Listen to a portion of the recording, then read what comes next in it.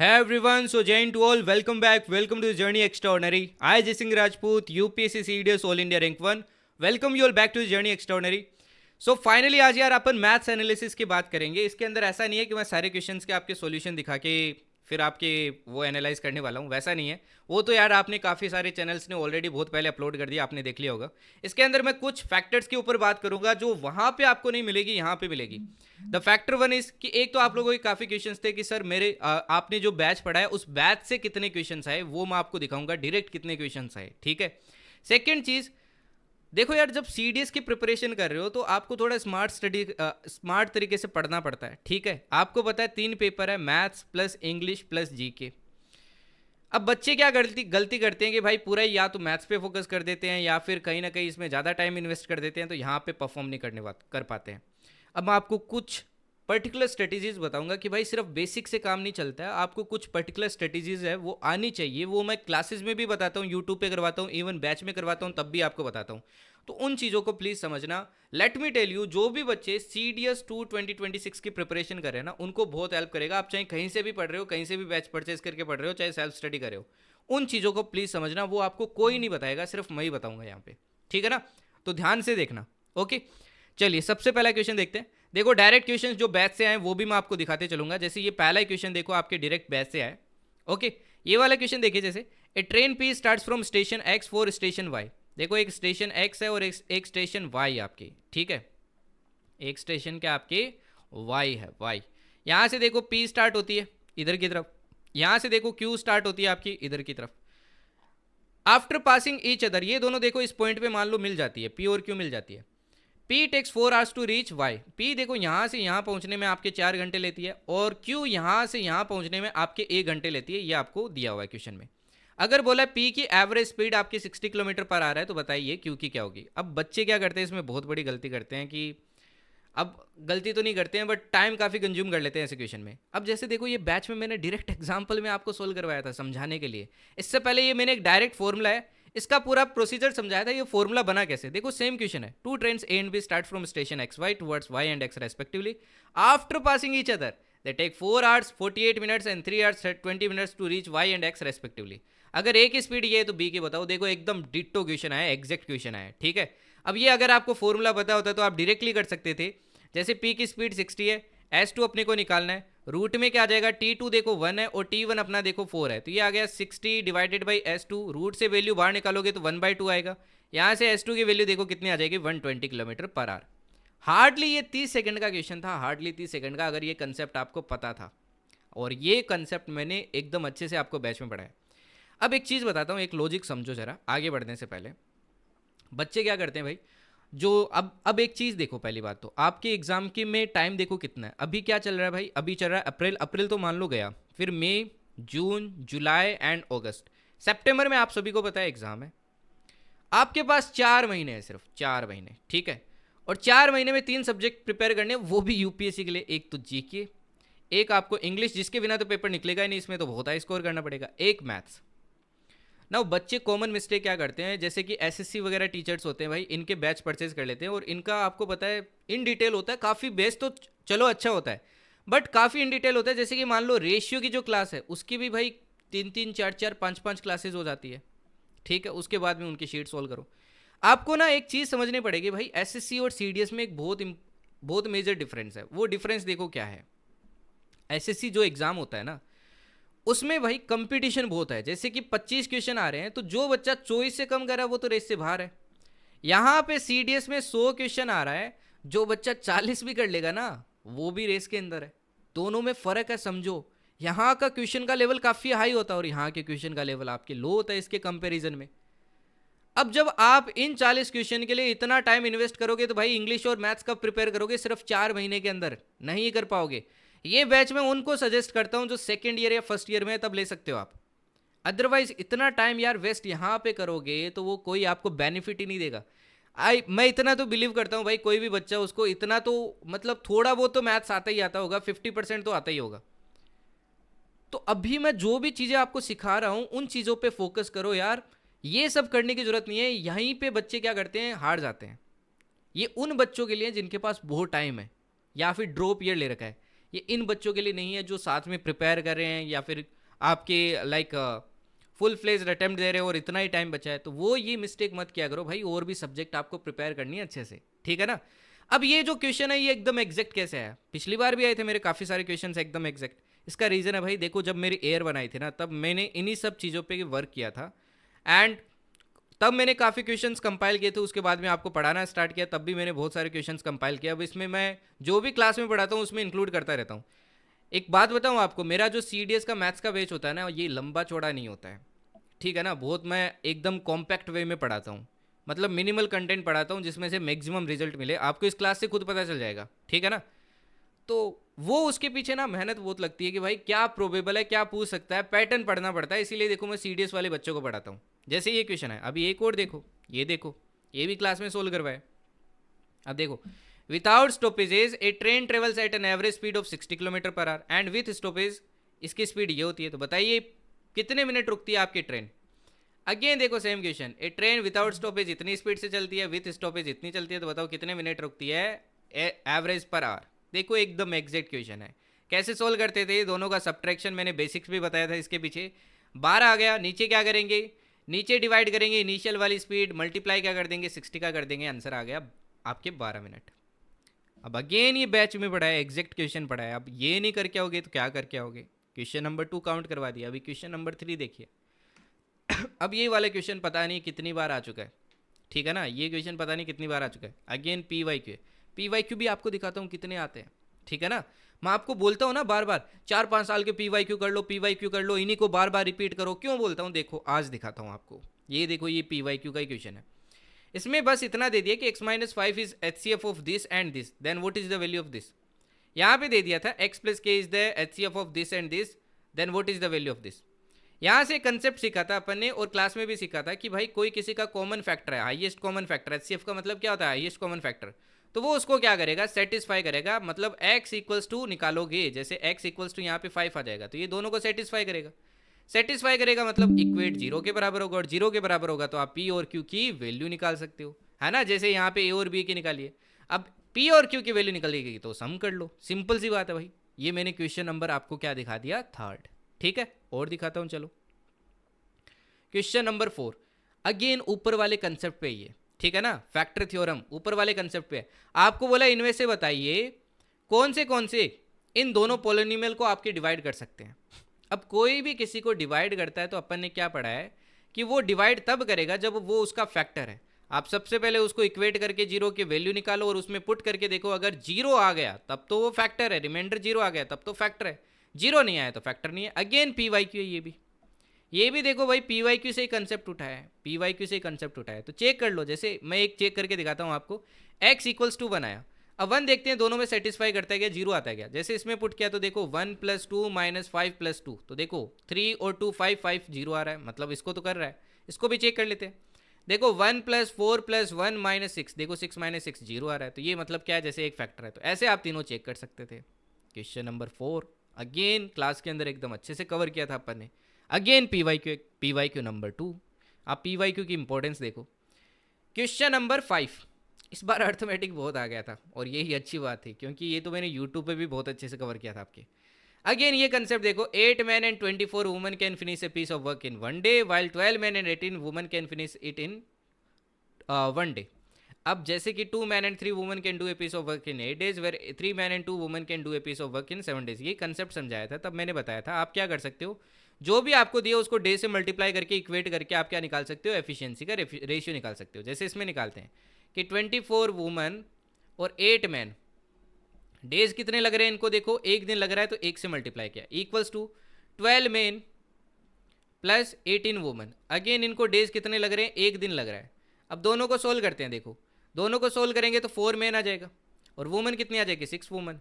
यहाँ से man by woman क्या आ जाएगा, 3/2, मतलब मैन 3 यूनिट वर्क करता है तो वुमन 2 यूनिट। अब फिर मैंने बताया था टोटल वर्क कैसे निकालते हैं, कैसे निकालते हैं भाई, ये वैल्यूज इसमें पुट कर दो किसी एक में, इसमें पुट करते हैं। जैसे देखो 8 3 जा कितना हो जाएगा 24, और 24 2 जा कितना हो जाएगा 48, और टोटल हो जाएगा 72 यूनिट्स। ये टोटल वर्क आ गया। अब आपसे पूछा बताइए 24 आदमी और 72 वुमन कितने दिन में काम कर देगी। अच्छा 24 मैन एंड 72 वुमन, अब ऐसे क्वेश्चंस भी देखो अपन ने ट्राई किए थे, जैसे ये थर्ड वाला 5 मैन एंड 4 वुमन उसी वर्क को कितने दिन में करेंगे। तो इसमें अपन क्या करते थे, अब मैन की एफिशिएंसी जैसे 3 है तो 24 इंटू 3 करेंगे तो 72 आ गया, और वुमन की 2 है तो कितना आ जाएगा भाई ये 144। अब 144 प्लस 72 कितना हो जाएगा, ये हो जाएगा आपकी कितना भाई 216। अब 72 टोटल वर्क में 216 का डिवाइड किया तो ये आ गया आपके पास कितना 1/3। इतना ही क्वेश्चन था। अगेन PYQ, अगेन ये कंसेप्ट क्लास में पढ़ा है, एकदम एग्जैक्ट देखो क्वेश्चन आया। और देख लो क्वेश्चन नंबर 6, ये तो बहुत ज़्यादा इजी क्वेश्चन था भाई। अगर ये कोई बच्चा गलत करके आया ना, ये क्वेश्चन कोई गलत करके आया ना, तो भाई क्या ही पढ़ के गए हो, है ना। अब इसमें देखो क्या बोला है, a person goes down stream at a speed of this. ठीक है, डाउन स्ट्रीम की स्पीड कितनी है भाई, x है। ओके, डाउन स्ट्रीम की स्पीड दिया आपको x, ठीक है। और अपस्ट्रीम की स्पीड है y, अपस्ट्रीम की स्पीड है y। देखो डाउन स्ट्रीम की स्पीड है x, अपस्ट्रीम की स्पीड है y। तो पूछा what is the ratio of speed of boat in still water to speed of water. अब अपन ने पढ़ा है भाई डाउन स्ट्रीम स्पीड क्या होती है, बोट की speed in still water plus stream की स्पीड।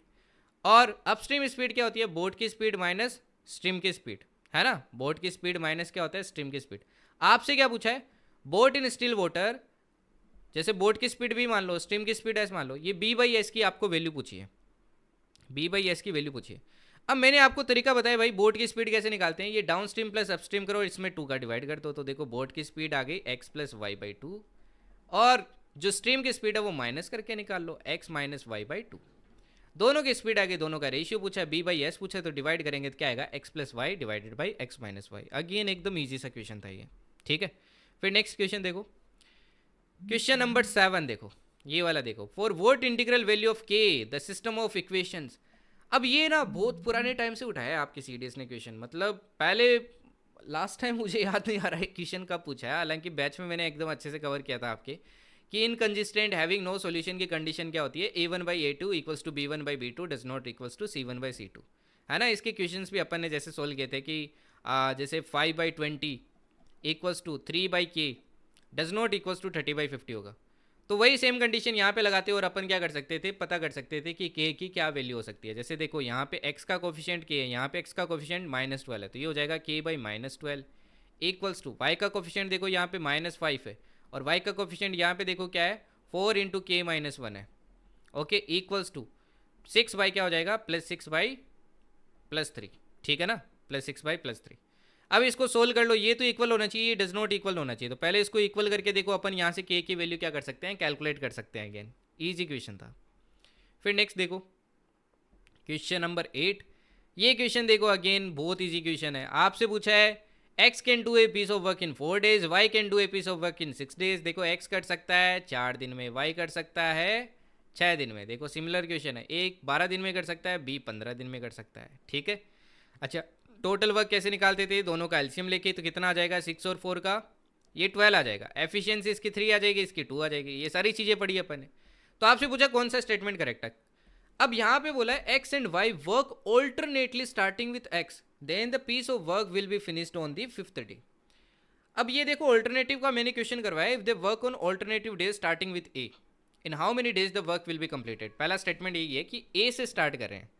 अब x से देखो स्टार्ट करेंगे, तो x देखो पहले दिन 3 करेगा, दूसरे दिन y आएगा 2 करेगा, फिर अगले दिन देखो x आएगा 3 करेगा, ठीक है। फिर अगले दिन आगे y आएगा आपके, देखो कितना वर्क हो गया, 5 और 5 10 यूनिट्स हो गए, 10 यूनिट काम हो गया। और यहाँ पे क्या बोला है, then the piece of the work will be finished on the 5th day, 5वें दिन आपके काम कंप्लीट हो जाएगा। अब देखो 10 यूनिट काम हो चुका है ना। ये फर्स्ट डे था, ये सेकेंड डे था, ये थर्ड डे था, ये फोर्थ डे था। अब जैसे देखो 5th डे आएगा, तो ए क्या करेगा, इसको 2 यूनिट काम करनी है तो 2 यूनिट काम करेगा, क्योंकि 3 कर सकता है तो 2 ही करेगा, तो 2 यूनिट करेगा। तो 5th डे देखो अपना क्या हो रहा है, काम खत्म हो रहा है ना, 5वें दिन काम खत्म हो जाएगा। दूसरा देखो X and Y work alternately, इस बार वाई पहले करा। अगर देखो वाई पहले करेगा तो पहले कितना यूनिट होगा, 2 यूनिट, फिर 3 यूनिट, फिर 2 यूनिट, फिर 3 यूनिट, फिर 2 यूनिट, 3 यूनिट, ऐसे चलेगा। तो अगर बोला वाई स्टार्ट कर रहा है, then the piece of work will be finished in less than 5 days, 5 दिन से पहले खत्म हो जाएगा। देखते हैं, देखो 4 दिन में देखते हैं कितना होता है।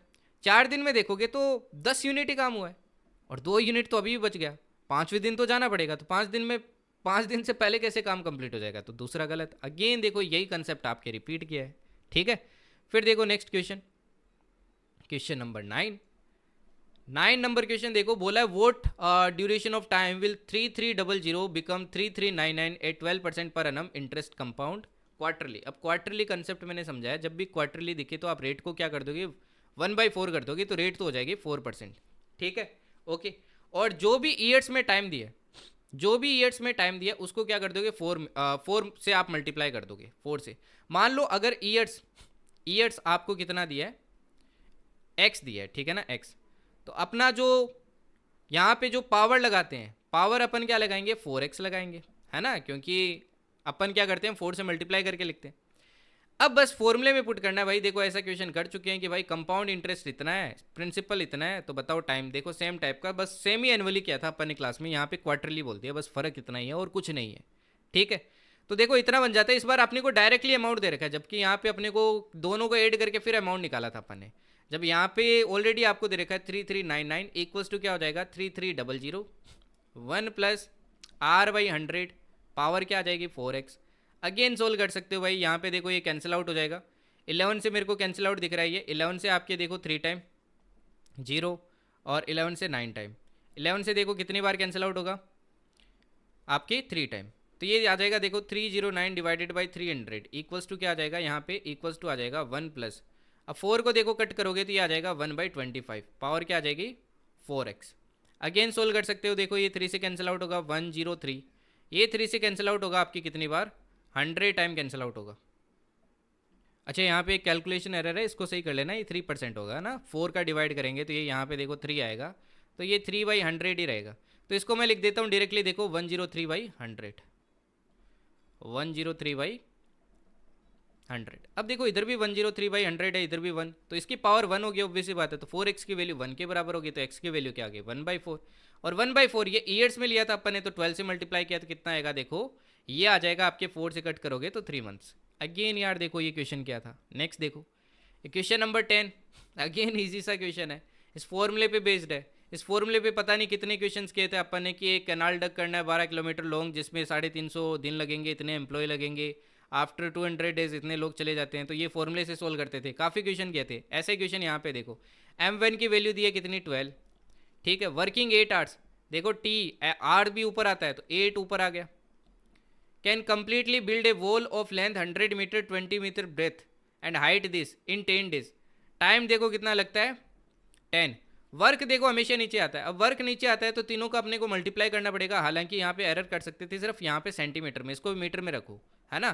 तो 100 इंटू 20/100 इंटू क्या हो जाएगा 5 इक्वल्स टू क्या हो जाएगा, how many days will 16 man देखो 16 है, ठीक है।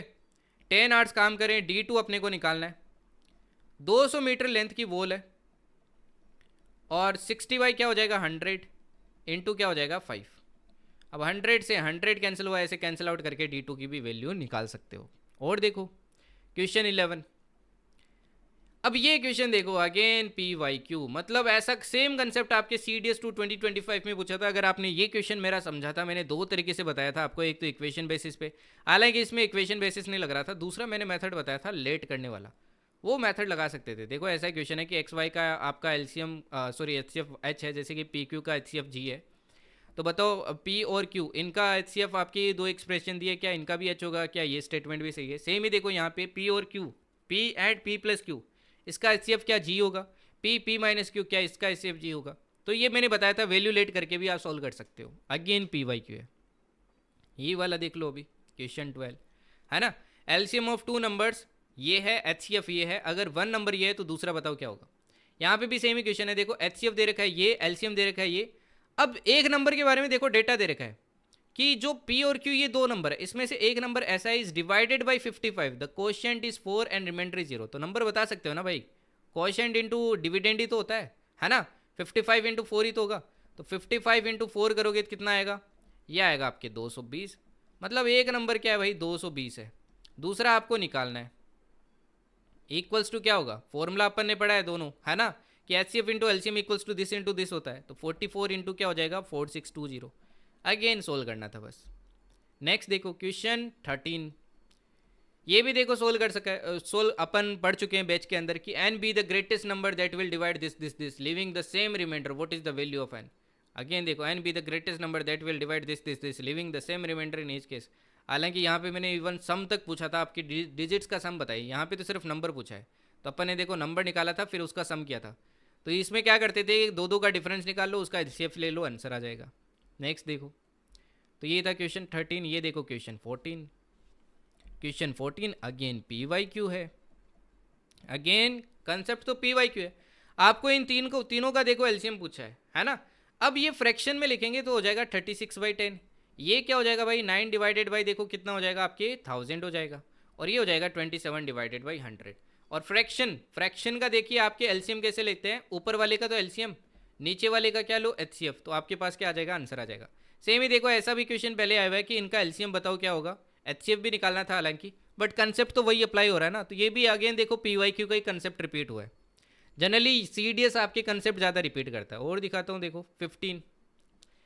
ये वाला भी क्वेश्चन देखो अगेन सेम ही क्वेश्चन, सेम ही कंसेप्ट पे बेस्ड है कि ग्रेटेस्ट पॉसिबल स्पीड। अब ग्रेटेस्ट कॉमन फैक्टर पूछा है कुल मिला के, which a person can walk and so that the time required in each case is a whole number. तो ऑब्वियस सी बात है अगेन एचसीएफ लेना पड़ेगा। अब दो फ्रिक्शन है दोनों के, अगेन एचसीएफ लेना पड़ेगा। सेम ही क्वेश्चन है। नेक्स्ट देखो क्वेश्चन 16 अगेन ये पी वाई क्यू है।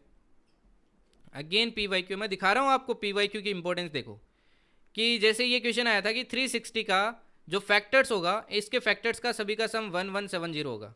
तो यहाँ पे भी आपको यही पूछा है, डिवीजर मतलब फैक्टर है ना। मैंने आपको क्लास में बताया था डिवीजर क्या होता है, फैक्टरी होता है भाई, कंफ्यूज मत होना कभी। तो यहाँ पे इसके आपको क्या पूछे, फैक्टर्स पूछे। तो क्लास में भी अपन ने पढ़े थे कि भाई सम ऑफ फैक्टर्स अपन कैसे निकालते हैं। तो ये भी अपन ने देखा था है ना, पहले फैक्टराइज करो फिर ऐसे करके अपने को सम निकालना होता है, पूरा प्रोसीजर अपन ने समझा था। फिर नेक्स्ट देखो क्वेश्चन नंबर 17। सारे देखो ये वो क्वेश्चन है जो एग्जैक्ट आए हैं, डिटो आए हैं, बस वैल्यू चेंज आई है। अभी वो क्वेश्चन दिखा रहा हूँ आपको, कंसेप्ट तो मैं बता ही नहीं रहा कि सिर्फ कंसेप्ट पढ़ा है मैंने। अब इसमें पूछा यूनिट डिजिट बताइए। अब यूनिट डिजिट के लिए मैंने आपको पढ़ाई थी साइक्लिसिटी, कि हर किसी की भाई साइक्लिसिटी क्या होती है। अच्छे से मैंने साइक्लिसिटी हर एक की आपको अच्छे से एक एक करके समझाई थी। फिर मैंने आपको फाइनली रिकॉलिंग करवाया था इसे, है ना, कि साइक्लिसिटी कैसे निकालते हैं। और अपन ने क्वेश्चन भी सॉल्व किए थे, जैसे इसका यूनिट डिजिट बताओ। तो ये कुछ ऐसा ही क्वेश्चन है, जैसे 1 का देखो आपके कोई भी नेचुरल पावर लगाओ 1 ही रहना है यूनिट डिजिट। 3 पे देखो 3 पे क्यूब। अब 3 का देखो अपन ने साइक्लिसिटी देखा है कि जो भी वैल्यू होगी इसमें 4 का डिवाइड करो, है ना, इसका 4 का डिवाइड करो और अपन क्या कर सकते हैं फिर निकाल सकते हैं। अब इसमें तो 4 का हो नहीं रहा है, तो वैसे भी देखो 3 का क्यूब 27 होता है तो 7 आता है। 5 का देखो, इसमें देखो 5 तो हमेशा क्या आता है भाई, 5 आता है। ये देखो नेचुरल नंबर लगाओ 5 ही आएगा, ठीक है। इसके बाद देखो 7 की साइक्लिसिटी बात करें तो 4 का डिवाइड करो। अब 4 का डिवाइड करते हैं तो देखो कितना बचेगा, 3 रिमाइंडर बचेगा, तो 3 पावर लगा दो। अगर देखो रिमाइंडर 3 बचता है तो 3 पावर लगा दो। तो 7 का क्यूब कितना होता है, देखो 7 7 जा 49 होता है, 63 3 आएगा। ऐसे ही देखो 9 का क्या होता है भाई, ओड पावर है तो 9 आएगा और इवन पावर है तो 1 आएगा। अब ओड पावर है तो क्या आ जाएगा 9। अगेन देखो इनका यूनिट डिजिट निकाल लेते हैं, 7 5 जा 35 तो 5 आएगा। अब देखो किसी भी नंबर से मल्टीप्लाई करो भाई, इन सबको करोगे लास्ट में 5 ही आना है। तो ऐसे भी क्वेश्चन सोल्व किए थे अपन ने, ठीक है। ये क्वेश्चन 17 हो गए आपके। ये देखिए question 18 again P Y Q repeat. ये मैंने आपको यूट्यूब पे भी करवाया था, बैच में भी करवाया था। देखो when every even power of every odd integer greater than 1 is divided by 8 what is the remainder. Same ही देखो ऐसे बोला है, p equals to N square है where n is odd integer. देखो ओड इंटीजर, इस पे इवन पावर है, इस पे क्या है इवन पावर। तो इसको अगर मैं 8 से डिवाइड करूंगा तो रिमाइंडर क्या आएगा, वही सेम चीज़ पूछी है, ठीक है। नेक्स्ट देखो क्वेश्चन 19। पी वाई क्यू देख रहे हो ना कितने आ रहे हैं। अगेन देखो एग्जैक्ट क्वेश्चन करवाया था आपको कि 10% का रिडक्शन किया प्राइस में, जिसके कारण एक आदमी 6.2 kg आपके ज़्यादा खरीद पा रहा है इस प्राइस में। तो बताओ रिड्यूस प्राइस पर किलो। देखो if the mangoes if the price, देखो प्राइस को डिक्रीज किया 20% से, जिसके कारण एक आदमी क्या कर पा रहा है 12 मैंगो ज़्यादा खरीद पा रहा है। यहाँ पे वेट में दिया है, यहाँ पे आपके क्वांटिटी में दिया है। मोर इन दिस रुपीज़, देखो सेम ही क्वेश्चन है, मोर फॉर दिस। तो बताओ न्यू प्राइस ऑफ 1 मैंगो, जो आपकी रिड्यूस प्राइस जो कि न्यू प्राइस है, न्यू प्राइस पर किलोग्राम बताओ क्या होगी। तो सेम ही कंसेप्ट है, सेम ही कंसेप्ट पूछा है और ये बहुत ईजी है। अब जैसे मैंने बताया था फ्रैक्शन में आपको कंसेप्ट सिखाया था, 10% को कैसे लिखेंगे 1/10 लिखेंगे। मतलब प्राइस क्या हो गई है 10 से 9। फिर मैंने बोला था अगर प्राइस 10 से 9 हो गई है तो क्वांटिटी एकदम इसकी उल्टी होती है, और ये मैंने आपको प्रोडक्ट कॉन्स्टेंसी रूल में सिखाया था, 9 से 10 हो जाएगी, है ना, क्वांटिटी 9 से 10 हो जाएगी, ओके। और ये जो एक का डिफरेंस आ रहा है, 1 यूनिट का डिफरेंस आ रहा है, ये अपने को दे रखा है 6.2 kg, 6.2 kg। अब 1 यूनिट का अगर 6.2 kg है तो भाई अभी अपन मतलब 10 यूनिट खरीद पा रहे हैं, तो अभी कितना खरीद पा रहे हैं अपन 62 kg खरीद पा रहे हैं। अब इतने रुपए में अगर 62 केजी खरीद पा रहे हैं, जैसे कि यहाँ पे 360 था, तो अपन ने निकाला कि 12 मैंगो 1 यूनिट है, तो अपन ने क्या निकाला भाई, टोटल अभी कितनी क्वांटिटी खरीद पा रहे हैं 60, तो अपन ने 60 का डिवाइड किया, वैसे इसका 62 का इसमें डिवाइड करेंगे तो आंसर आ जाएगा अगेन। ठीक है, ये देखिए क्वेश्चन 20। अब ये थोड़ा फंसा सकता था, थोड़ा देखो यार स्मार्टनेस दिखानी पड़ती है एग्जाम के अंदर, ठीक है ना। जैसे ये क्वेश्चन है, आपको बोले सिंगल डिस्काउंट बताइए which is equivalent to a series of discounts. अब 3 डिस्काउंट दिया आपको, वो भी ऐसे फ्रैक्शन में, जिसका आपको बोला इक्विवेलेंट डिस्काउंट ये है, तो पी की वैल्यू बताइए। अब बच्चे क्या करते हैं, दो दो की पे क्या लगाते हैं, वो जो सक्सेसिव परसेंटेज चेंज वाला वो फॉर्मूला लगाते हैं। मैंने आपको एक और कंसेप्ट पढ़ाया था कि भाई वो सारे फॉर्मूले छोड़ो, और ये मैंने लाइन वाला कंसेप्ट पढ़ाया था कि ये यूज़ करो, सबसे बेस्ट है, बहुत जल्दी इससे अपन निकाल सकते हैं। अब यहाँ पे अगर आप क्वेश्चन से ट्राई करते तो ज़्यादा टाइम लगता, आप ऑप्शन से ट्राई करते तो कम लगता। यहाँ पे देखो 2 और 4 है, तो एक परफेक्ट वैल्यू चूज करने की कोशिश करो। मैं 20 से स्टार्ट करता हूँ, मेरे को ज़्यादा परफेक्ट ये लग रही है। जैसे मान लो पहला 20% डिस्काउंट है, दूसरा देखो 20/2 कितना हो जाएगा 10%, तीसरा क्या हो जाएगा 20/4, ये हो जाएगा आपके 16%, है ना, सॉरी 20/4 हो जाएगा आपके 5%। अब मैंने क्या बताया था, लाइन ड्रॉ करो भाई, 20% का कम हो रहा है, 20% का मतलब हो गया 1/5, मतलब 5 की चीज़ आपकी 4 में हो गई। 10% का मतलब हो गया 10 की चीज़ 9 में हो गई। 5% का मतलब क्या आपकी 1/20, मतलब 20 की चीज़ 19 में हो गई है। फिर मैंने एक कंसेप्ट बताया था कि भाई इसमें जो कैंसिल आउट हो रहा है उसको कैंसिल आउट कर दो। जैसे 4 से ये देखो 5 टाइम कैंसिल आउट हो रहा है, 5 5 से 25, 250 आया। 19 इंटू 9 करोगे तो कितना आएगा आपके 171 आएगा। डिक्रीज का देखो कितने का डिक्रीज हुआ आपकी, देखते हैं यही आंसर आता है क्या, यही आंसर आता है तो यही आंसर हो जाएगा अपना। कितने का डिक्रीज हो रहा है देखो, 50, 60, 70, 79 का डिक्रीज हो रहा है ओवर 250। मल्टीप्लाई क्या कर देंगे 100, ये 2 टाइम कैंसिल, ये 5 टाइम कैंसिल, तो 79 इंटू 2 करेंगे तो कितना आएगा आपके, तो ये कितना आएगा भाई, ये 158 आएगा, और इसमें 5 का डिवाइड करोगे तो देखो अगेन 31.6 आ रहा है, तो यही आंसर हो गया। ठीक है, अब नेक्स्ट देखो 21, अगेन भाई डायरेक्ट क्वेश्चन है, arithmetic mean of 100 observation is 50। Again ये PYQ भी है, ठीक है ना, ये PYQ भी आया हुआ है कि 100 ऑब्जर्वेशन का आपका अर्थमेटिक मीन 50 है, अगर 10 ऐड किया जा रहा है हर ऑब्जर्वेशन में तो नया बताओ। देखो मीन ऑफ 7 ऑब्जर्वेशन इज 7, अगर हर ऑब्जर्वेशन में 2 इंक्रीज किया जा रहा है तो नया मीन बताओ। तो मैंने क्या बताया था, वो 2 से इंक्रीज हो जाएगा, तो मतलब जैसे यहाँ पे 50 है, 10 से इंक्रीज होके 60। अगेन देखते ही टिक करने वाला क्वेश्चन है ये, तो ये वाला देखिए अभी। ठीक है, 22 ये मैंने इवन आपको यूट्यूब पे भी करवाए थे, 2 क्वेश्चन करवाए थे और दोनों PYQ थे, इसीलिए करवाया था। एंड अगेन डिट्टो क्वेश्चन आया, देखो बोला n नंबर्स का आपका जो सम ऑफ डेविएशन है फ्रॉम 15 वो -19 है, और फ्रॉम -3 आपके 54 है, तो बताओ अर्थमेटिक मीन क्या होगा। देखो सेम क्वेश्चन है, sum of deviation of set of n values from 50 is -10 and from 46 is 70, तो बताओ उनका मीन क्या होगा। अब ये मैंने प्रोसेस एकदम अच्छे से समझाया था कि कैसे सोल्व करने, 2 क्वेश्चन आए थे ऐसे। ठीक है, और देखो भाई 23 ये वाला क्वेश्चन देखो कि भाई ये डेटा आपको क्या दिया है, ऐसे असेंडिंग ऑर्डर में, ऑलरेडी बोला है कि असेंडिंग ऑर्डर में, तो बताओ इसका जो आपका x का वैल्यूज़ है वो कितनी पॉसिबल है। ठीक है ना, कितनी x की वैल्यूज़ पॉसिबल है।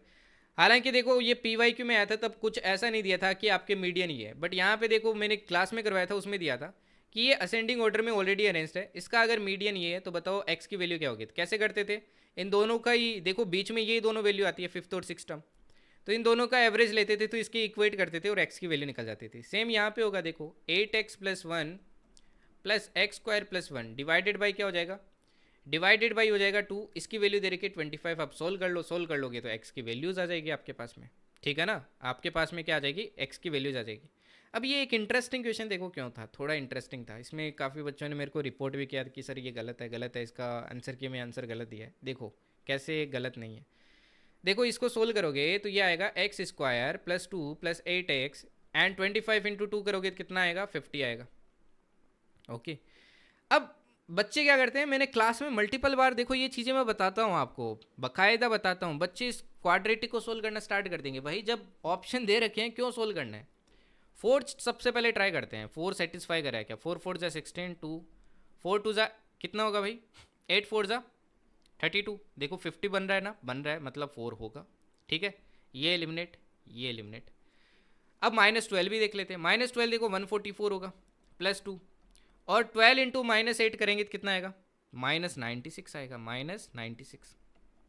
क्या 50 आ रहा है, अगेन देखो आप बोलोगे सर 50 आ रहा है, बट ये गलत है। क्यों गलत है भाई, अब आपको बोला है कि ये डिसेंडिंग ऑर्डर में, ठीक है ना, घटते हुए क्रम में, जब आप यहाँ पे -12 पुट करोगे 96 -96 से +1 किया तो ये बनेगा -95, और यहाँ पे पुट करोगे तब कितना आएगा, 144 + 1 145। तो ये -95 तो यहाँ पे पोजीशन फिर होगी नहीं ना, 36 और 145 के बीच में थोड़ी आएगा भाई, नहीं आएगा ना। पॉसिबल है क्या ऐसा, बताइए, नहीं है ना, तो ये आपके यहाँ पे आएगा ही नहीं, आएगा ही नहीं, तो ये क्या है, गलत है, इसलिए -12 नहीं होगा, ठीक है। चलिए नेक्स्ट देखिए, अगेन डिट्टो क्वेश्चन देखो भाई, 23 24, ये वाला क्वेश्चन देखिए। तो जितना भी मैं आपको पढ़ाता हूँ, मैं इवन बैच में भी ये बोलता हूँ भाई, जितने मैं क्लासेस में क्वेश्चंस करवा रहा हूँ स्पेशली उनको तो एकदम अच्छे से करके जाना है, ये सारे क्लास में करवाए हुए हैं, ठीक है ना। मैंने बैच में सिर्फ 66 क्लासेस ही ली थी, okay 66 classes, 66 to I think 75 इसके बीच में ही है। अब यहाँ पे देखिए 3 sin थीटा + 4 cos थीटा = 5, हालांकि मेरी क्लासेस बड़ी होती है, 2 2 ढाई 3 घंटे चले जाती है, बट इतनी लेता हूँ मैं। अब ये देखो सेम क्वेश्चन है, 11 sin थीटा 60 cos थीटा इतना दिया है, तो आपसे पूछा है इतना tan थीटा इतना कोट थीटा, देखो इतना tan थीटा इतना कोट थीटा, इसका मैंने डायरेक्ट आपको बताया था कि ये भाई परपेंडिकुलर की तरह बिहेव करता है, ये बेस की तरह, ये हाइपोटेन्यूज। तो अगर ये परपेंडिकुलर बेस हाइपोटेन्यूज है तो tan थीटा क्या होता है भाई, tan थीटा होता है परपेंडिकुलर अपॉन आपकी बेस होता है, तो 11/60 60/11, तो इसमें भी पुट करते तो डायरेक्टली आपके आंसर आ जाता है, कितना आंसर आ जाता भाई, ये आंसर आ जाता आपके कितना 7, राइट। नेक्स्ट देखिए, तो ये था क्वेश्चन नंबर आपके कितना भाई 24। ना 24 तो मैंने एग्जैक्ट दिखाया है अभी तक आपको। फिर देखिए 25 नंबर का क्वेश्चन, 25 भी देख लो, ये वाला क्वेश्चन सेम ऐसा क्वेश्चन अपन ने किया कि 2 person are on diametrically opposite sides of a tower. अब इस बार बच्चे बोल रहे थे कि पेपर टफ आया, वो टाइप फील किया यार पेपर टफ नहीं था, इसको नहीं बोलते हैं टफ। टफ देखना है ना, 2024 का पेपर देखो दोनों टाइम के, 2025 के पेपर देखो दोनों टाइम के, वो होते हैं टफ पेपर, ये टफ नहीं था भाई। देखो ये जो अब कुछ क्वेश्चंस के बेसिस पे आप ये नहीं बोल सकते पेपर टफ आया। ज्योमेट्री ठीक थी इस बार पेपर के अंदर, बाकी अर्थमेटिक देखो काफ़ी इजी आया है, नंबर सिस्टम भी मेरे को इजी लगा। इवन ये देखिए ये भी ज़्यादा कैलकुलेटिव नहीं पूछे, वरना आपको अल्फा बीटा पता नहीं क्या क्या एंगल देता है, एकदम ईजी सा क्वेश्चन दिया भाई। कि जैसे ये वाला क्वेश्चन है कि 2 ships are sailing in the sea on opposite sides of a lighthouse, यहाँ पे टावर दे दिया इन्होंने, और एक देखो 30 डिग्री बना रहा है, एक 60 डिग्री बना रहा है, ठीक है। और if the height of the tower, tower की हाइट दे रखी है आपको, तो पूछा है दोनों के बीच में डिस्टेंस बताइए, तो अपन ने डिस्टेंस देखो इस क्वेश्चन में भी निकाली थी, है ना, डिस्टेंस बिटवीन द 2 शिप्स। तो एकदम इजी इजी क्वेश्चन पूछे, रेशियो मेथड से लगा के बहुत जल्दी इसको सोल्व किया जा सकता था, है ना, रेशियो मेथड जो मैंने शॉर्टकट सिखाई थी आपको। अगेन नेक्स्ट देखिए 26, ये क्वेश्चन देखो मैंने क्लास में सोल्व करवाया था और एक्सप्लेन भी किया था अच्छे से, और मैंने बोला था भाई इसको रट के जाना रिजल्ट को, क्योंकि डायरेक्ट आता। और एक और मैंने ट्रिक बताई थी, आगे दिखाऊंगा, उसका स्क्रीनशॉट थोड़ा आगे लग गया है, कि भाई जब भी ऐसे क्वेश्चंस आते हैं ना, ऐसे क्वेश्चंस जब भी आए तो इनको भी लेट करके सोल्व किया जा सकता है, लेट करके सोल्व किया जा सकता है। बस कंडीशंस ध्यान रखना, जैसे आपको यहाँ पे बोला है A B C is a triangle in which A B equals to A C. A B C एक ट्राइंगल है देखो, ए बी सी, ये दोनों साइड इक्वल बोली है, मतलब ये आइसोसेलेस ट्रायंगल है, ठीक है। D is any point on B C, D देखो पॉइंट है कोई बी सी के ऊपर, यहाँ पे बना लेते हैं ये डी, ठीक है। तो आपसे पूछा कौन सा स्टेटमेंट है, अब जैसे ये स्टेटमेंट तो देखो मैंने इवन बोल भी दिया था कि भाई डायरेक्ट आएगा आपके एग्जाम में, आपको पता होना चाहिए, है ना, तो डायरेक्ट आपसे पूछ लिया, ओके। इसके अलावा देखो, अच्छा ये नाम आपको अलग दिख रहे होंगे, क्यों दिख रहे हैं, क्योंकि मैंने ट्रायंगल के नाम अलग अलग दिए हैं इसके हिसाब से, ठीक है, बाकी सेम ही है ये। दूसरा देखो, ये वाला देखो, इसको मैं आपके लेट करके सोल्व करके दिखाता हूँ, आप ना इसमें वैल्यू लेट करके इसको क्या कर सकते हो, सोल्व कर सकते हो। बस इतना ध्यान रखना है, जब मैंने ट्रायंगल पढ़ाया था आपको एक चीज़ बोली थी कि ट्रायंगल की कंडीशन मैच करनी चाहिए, अगर ट्रायंगल की कंडीशन मैच नहीं करती है ना, तब दिक्कत हो जाती है। जैसे ये वाला क्वेश्चन देखिए, अब इसमें देखो आप वैल्यू लेट कर सकते थे, अब यहाँ पे देखो एडी तो आ नहीं रहा है, अब मान लो ना इसको मीडियन है, आपको बोला डी पॉइंट है कहीं पे भी, तो आप कुछ मान सकते हो ना कि भाई ये मीडियन है। अब मीडियन है तो आपको पता है ये एल्टीट्यूड की तरह भी काम करेगा। जैसे मान लो ये साइड 4 सेंटीमीटर है, ये 4 सेंटीमीटर, मैं मान लेता हूँ ये इक्विलेटरल है, क्योंकि तीसरी साइड के बारे में कुछ बोला नहीं है इन्होंने, अगर क्लियरली बोला होता तो अपन आइसोसेलेस वाली कंडीशन लेते, इसको कुछ और लेते लेते, इसको भी मैं 4 मान लेता हूँ। अब ये मीडियन की तरह काम करेगा तो ये 2 अब देखते हैं क्या ये सेटिस्फाई कर रहा है क्या। देखो बी सी कितना है, बी सी 2 2 + 2 4, 4 का स्क्वायर 16। बी डी देखो कितना है, 2 है, 2 का स्क्वायर 4। डी सी कितना है, 2 2 का स्क्वायर -4। 2 बी डी 2 2 जा 4। बी सी कितना है, देखो बी सी है 4। अगेन देखो 16 = 16 आ रहा है, मतलब ये रिलेशन भी सही है। तो ये मैंने शॉर्टकट वगैरह आपको क्लास में बताई थी, ऐसे क्वेश्चंस को कैसे जल्दी अप्रोच कर सकते हैं, ठीक है ना। एंड यही चीज़ें यार इस एग्जाम की रिक्वायरमेंट है, यही आपको आना चाहिए, ऐसा नहीं आप प्रूफ करने बैठ जाओगे, आप कोई 10th बोर्ड का एग्जाम नहीं लिख रहे हो। ये तो ऐसा क्वेश्चन है भाई, मैंने कितनी बार चिल्ला के बोला है कि भाई सदाबहार क्वेश्चन है, हर बार फिक्स है, हर बार फिक्स है, हर बार फिक्स है। अगेन देखो ये एनालिसिस का कमाल है। अगर कोई बच्चा एग्जाम देने गया पिछला, उसको ये नहीं पता है ना कि ये क्वेश्चन कितनी बार रिपीट हो चुका है, कितना इंपॉर्टेंट है, तो आई विल से कि उसने कोई प्रिपरेशन की नहीं है। ठीक है ना। इसके मैंने पता नहीं कितने तो आपको PYQ करवाए थे। देखो आपको बोला ABC is a triangle right angle. एक और चीज़ मैंने आपको काफ़ी अच्छे से करवाई थी कि भाई जनरली आपके CDS एग्जाम में ना राइट एंगल ट्रेंगल ही आपसे सबसे ज़्यादा पूछा जाता है, तो मैंने उसको बहुत अच्छे से पढ़ाया था। स्पेशली पाइथागोरस मैंने बोला था कि आपकी मास्टर होनी चाहिए। अब जैसे बोला एक राइट एंगल ट्रेंगल है, right angle at B with sides. देखो एक राइट एंगल ट्रेंगल है, ठीक है, और राइट एंगल कहाँ पे, बी पे है, तो ABC। साथ में देखो साइड्स दिए, BC दिया A, CA दिया देखो आपको B, और AB दिया C। ये यहाँ पे 90 डिग्री है। P is the length of the perpendicular B to AC। ये देखो ये परपेंडिकुलर डाली है। ओके, ये देखो परपेंडिकुलर वाला कंसेप्ट मैंने पढ़ाया आपको अच्छे से, है ना। ये परपेंडिकुलर, तो बताओ कौन सा करेक्ट है। आपको P की लेंथ बतानी है। अच्छा परपेंडिकुलर, ये परपेंडिकुलर देखो कैसे निकलता है, डायरेक्ट अपन ने फॉर्मूला भी पढ़ा था, है ना, डायरेक्ट फॉर्मूला भी मैंने पढ़ाया था। तो ये डायरेक्ट फॉर्मूले से क्या हो जाएगा कि A into C equals to क्या होगा, B इंटू पी होगा। A into C equals to क्या होगा, B इंटू पी। तो यहाँ से देखो P की वैल्यू क्या आ गई, AC/B, AC/B। या फिर देखो दूसरा तो रिलेशन यही दिया है, PB इक्वल्स टू AC, तो ये तो सही है। अब इसमें देखो AC तो आया ऊपर, नीचे दिया √A² C²। अच्छा ये B है, ये तो आपकी क्या है भाई, हाइपोटेन्यूज है। हाइपोटेन्यूज को आप ये भी तो लिख सकते हो कि B² equals to C² plus A² होता है पाइथागोरस थ्योरम के अकॉर्डिंग। तो B की वैल्यू क्या आ जाएगी, √C² प्लस A²। तो दूसरा भी सही है, इसकी जगह रिप्लेस कर दोगे। अगेन देखो यार PYQ आया आपके एग्जाम में, एग्जैक्ट क्वेश्चन, ठीक है ना। नेक्स्ट देखिए, ओके 28, अगेन PYQ है भाई। देखो perimeter of a right angle isosceles triangle is this if alpha is the area, area निकालना कुल मिला के इसका। If the perimeter of an isosceles right angle triangle is this then what is the its area. Same question PYQ repeat हुआ है, ये batch में भी दिया था मैंने आपको, YT में भी सोल्व करवाया है ना, डायरेक्ट फॉर्मूले वगैरह भी पढ़ाए हैं आपको। तो अगेन ईजी क्वेश्चन यार, क्वेश्चन नंबर 29। ये देखिए ये कंसेप्ट पे बेस्ड है, ठीक है। अब अपन थोड़ा जल्दी जल्दी देखेंगे यार, वरना तो बहुत बड़ी हो जाएगी, क्योंकि अपनी तो एनालिसिस है इसका, सिर्फ सिंपल सा मतलब कि मैंने वो कंसेप्ट पढ़ाया कि नहीं पढ़ाया। इस कंसेप्ट से इस बार ना बहुत क्वेश्चंस आए हैं, 2-3 क्वेश्चंस देख लिए मैंने, ठीक है ना। मतलब ट्रेंगल की, सॉरी सर्कल की प्रॉपर्टी से। जैसे ये वाला है, let O be the centre of a circle. एक सर्कल है, उसका सेंटर क्या है, O है, ठीक है, उसका सेंटर क्या है, O है। Let ABC lie on the circle such that ABC equals to 153। देखो A B और C इस पे लाई कर रहे हैं इस तरीके से, ठीक है, ABC, और ये बीच का एंगल आपको दे रखा है 153 degree. What is the value of AOC। ये देखो O है, तो आपसे ये एंगल पूछा गया है, ये एंगल पूछा गया है, ठीक है ना, ये वाला एंगल आपसे पूछा गया है। ओके, अब ऐसे क्वेश्चन देखो, अपन ने एक थ्योरम पढ़ी थी कि angle by made by an arc at the centre of a circle is twice the angle made by the same arc on the circumference of the circle. अब मैं थ्योरम तो यहाँ पे आपको समझाने नहीं बैठूंगा, क्योंकि अपन तो सिर्फ एक्सप्लेनेशन देख रहे हैं डायरेक्टली, ठीक है। एनालिसिस करें तो इसलिए मैं बैच में तो आपको एकदम अच्छे से एक्सप्लेन करके मैंने बताया था इसका क्या मतलब है, ये वाली जो सेटिंग वगैरह करके मैंने आपको दिखाई थी। अब इसमें एक चीज़ देखो भाई, ओके, इसमें एक चीज़ देखो, अपन ने साइक्लिक क्वाड्रिलेटरल पढ़ा था, ऐसा मैंने एक ऐसा सा एक क्वेश्चन भी करवाया था कि साइक्लिक क्वाड्रिलेटरल क्या होता है भाई, कोई भी क्वाड्रिलेटरल सर्कल में बनता है उसको साइक्लिक बोलते हैं। उसके इसके अपोजिट एंगल्स का सम क्या होता है, 180। अगर ये 153 है तो ये कितना हो जाएगा, ये हो जाएगा देखो 153, 180 से 153 गया तो कितना बचेगा, तो ये बचेगा आपके कितना भाई 27, राइट, 27 बचेगा। अच्छा ये एंगल अगर 27 होता है, देखो ये एंगल यहाँ वाला अगर 27 होता है, अगर ये एंगल देखो थीटा होता है, तो ये एंगल कितना होता है 2 थीटा होता है, मतलब इसका डबल होगा, तो आंसर हो जाता है कितना 54। देखते हैं, ठीक है ना। तो अगेन देखो यार, ये सारे के सारे कंसेप्ट से आपसे पूछे गए हैं, ठीक है ना। अब देखो ये क्वेश्चन नंबर 30 देख लो, अगेन PYQ है यार, बहुत PYQ आए हैं इस बार। देखो diameter 14 centimetre dropped in the cylindrical vessel. ऐसा नहीं है ये मैं PYQ कभी के बता रहा हूँ, सिर्फ 4 साल के PYQ है, 3 से 4 साल के PYQ है ये, उससे पुरानी नहीं उठा रहा हूँ मैं, क्योंकि यही करवाए थे मैंने तो सिर्फ।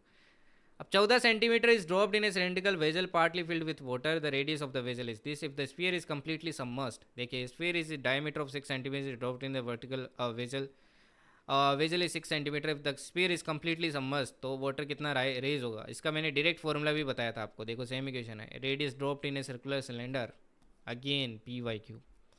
क्वेश्चन नंबर 31 देख लो भाई, अगेन PYQ, अगेन देखो पी वाई क्यू, है ना, कि एक डायमीटर कॉपर सॉलिड स्फीयर है 6 सेंटीमीटर, इसको मेल्ट करके क्या बनाया गया वायर में, डायमीटर ऑफ द वायर इतनी है तो लेंथ बताओ।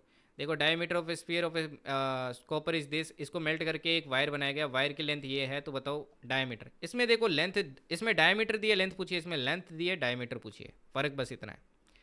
क्वेश्चन नंबर 32 एग्जैक्ट क्वेश्चन देखो मैंने करवाया था, इसकी मैंने डायग्राम ड्रॉ की थी पूरी, तो एकदम एग्जैक्ट डायग्राम आपके ड्रॉ करके मैंने ये सेम क्वेश्चन एग्जैक्ट करवाया है। बस फ़र्क देखो क्या था कि यहाँ पे ना आपको इस क्वेश्चन में मैंने ये लेंथ पूछी थी और ये रेडियस और ये दे रखा था, इसमें इसने ये दे रखा था और ये पूछा था, तो अगेन सोल्व कर सकते थे भाई, बहुत ईजी क्वेश्चन था। ओके, फिर देखिए क्वेश्चन नंबर 33, क्वेश्चन नंबर 33 ये वाला देखिए, a circle is inscribed in equilateral triangle, what is the radius of the circle. अपन ने डायरेक्ट फॉर्मूला पढ़ा है इन रेडियस के लिए, क्या होता है कि जो ट्रायंगल है इक्विलेटरल ट्रायंगल है उसकी साइड में 2√3 का डिवाइड कर दो। एग्जाम्पल भी देखे थे अपन ने, जैसे इसकी साइड 18 है तो 18 में 2√3 का डिवाइड कर दो। अब अपने को इसका आंसर चाहिए तो पूछा है कि किससे निकाल सकते हैं, बोला अगर एरिया ऑफ ट्रायंगल है वो इतना है। अब अगर देखो एरिया पता है, अपने को पता है कि इक्विलेटरल ट्रायंगल का एरिया का फॉर्मूला होता है √3/4a², मतलब साइड अपने को पता चल जाएगी, साइड पता चल जाएगी तो निकाल सकते हैं, सिर्फ पहले से भी सोल्व हो सकता है। और पैरामीटर अगर पता है ए, पैरामीटर कितना होता है 3a, है ना, तो अगेन देखो साइड निकल जाएगी तो उससे भी निकाल सकते हैं, तो इधर से अपन सोल्व कर सकते हैं। फिर देखो 34 भी एकदम इजी क्वेश्चन था, अगेन क्वेश्चन सोल्व कर रखा था अपन एक क्लास के अंदर कि भाई देखो सम ऑफ द एरियाज, अगर दो सर्कल एक्सटर्नल टच कर रहे हैं, अगर एरियाज का सम ये है और डिस्टेंस बिटवीन द रेडियस ये है, तो अपन क्या कर सकते हैं, इसकी दोनों रेडियस निकाल सकते हैं, दोनों सर्कल की रेडियस निकाल सकते हैं। सेम कुछ ऐसा ही क्वेश्चन है, 2 circles with radius P Q centimetre touch externally, देखो ऐसे एक्सटर्नल टच करा है, इसकी एक की पी एक की क्यू है। आपसे पूछा है are natural numbers and is greater than 1, what is the value of P minus Q, तो आपसे पूछा है पी माइनस क्यू की वैल्यू बताइए क्या होगी। अब पी माइनस क्यू तो तब निकाल सकते हैं ना जब दोनों की रेडियस अपने को पता है। देखते हैं दोनों में से कौन से स्टेटमेंट यूज करने पड़ेंगे आंसर निकालने के लिए। Sum of their areas is this, देखो ये तो चाहिए मैंने क्वेश्चन में दिया था, है ना, इसे बोलते हैं एग्जैक्ट क्वेश्चन, देख लो एकदम डिटो वैल्यूज आपके। दूसरा बोला है कि distance between the centre is 14, दूसरा स्टेटमेंट दिया और दोनों की रिक्वायरमेंट होती है दोनों निकालने के लिए, तो अपन फिर आंसर कर सकते हैं। तो यार ये सारी चीज़ें ना आपके क्लास में पढ़ाई हुई है। फिर देखो 35, अगेन वही क्वेश्चन आ गया भाई, अगेन वही आ गया। देखो अगर ये नंबर इससे डिविजिबल है, अगेन पी वाई क्यू है भाई, देखो this is a factor of this, अगर ये इसका फैक्टर होगा तो मैंने बोला इसके जो दोनों रूट्स होंगे वो इसको सेटिस्फाई करेंगे।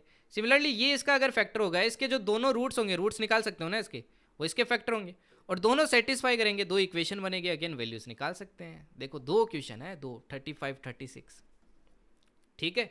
और देखो ये देखो 37 38, अगेन रैशनलाइजेशन है भाई, सिंपल सा। ऐसा देखो एक पी वाई क्यू भी आया था, पी क्यू कुछ ऐसा ही है, देखो सिमिलर ही है, बस इसमें P by Q plus P Q by P पूछा है। तो मैंने बोला था इसको सबसे पहले भाई रैशनलाइज करो, फिर आप इस फॉर्मूले के अकॉर्डिंग सोल्व करो।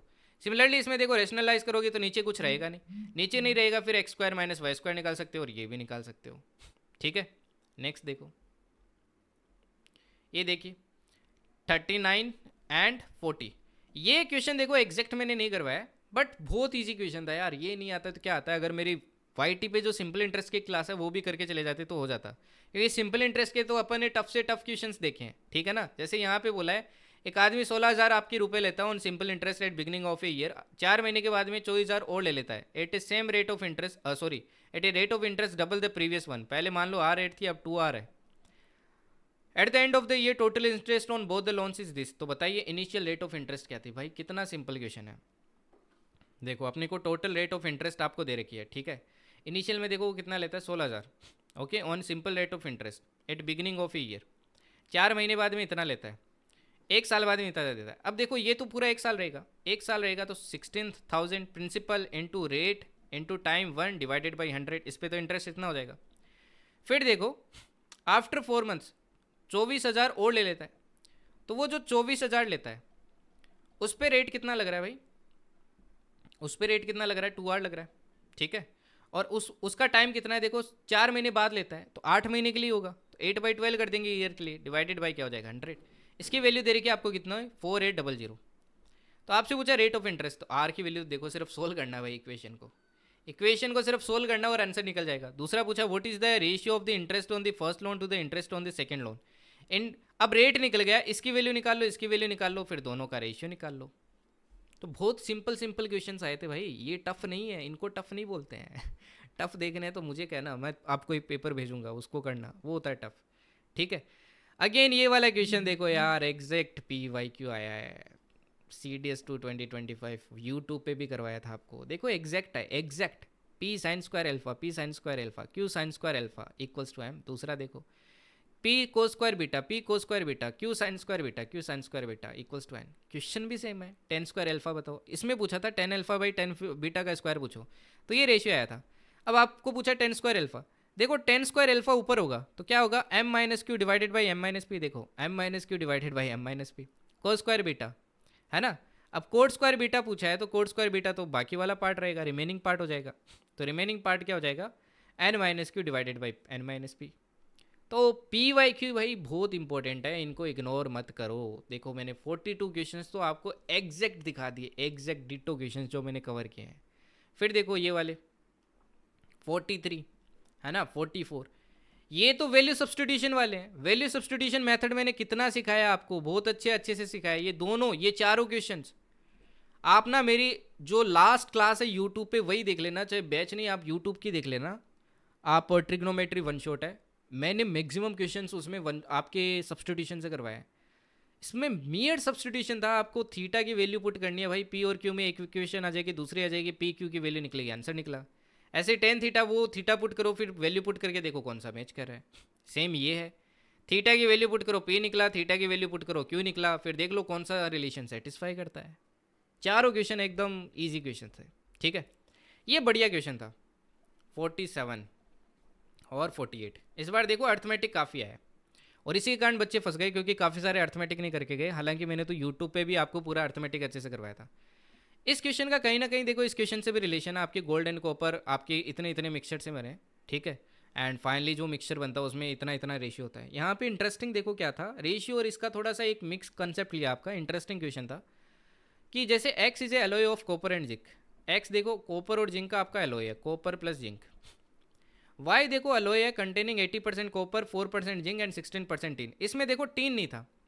वाई में क्या है भाई, 80% कॉपर। अब देखो मैं रेशियो निकाल रहा हूँ डायरेक्टली, 80% कॉपर का मतलब क्या हो गया भाई, अगर इन तीनों का रेशियो निकालूँ तो देखो 80 रेशियो 4 रेशियो 16, ये है कॉपर, ये है जिंक, ये है टीन।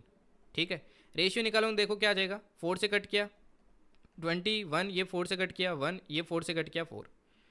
दोनों को मिक्स करके मैंने एक अलोय बनाया, सपोज करो जेड बनाया।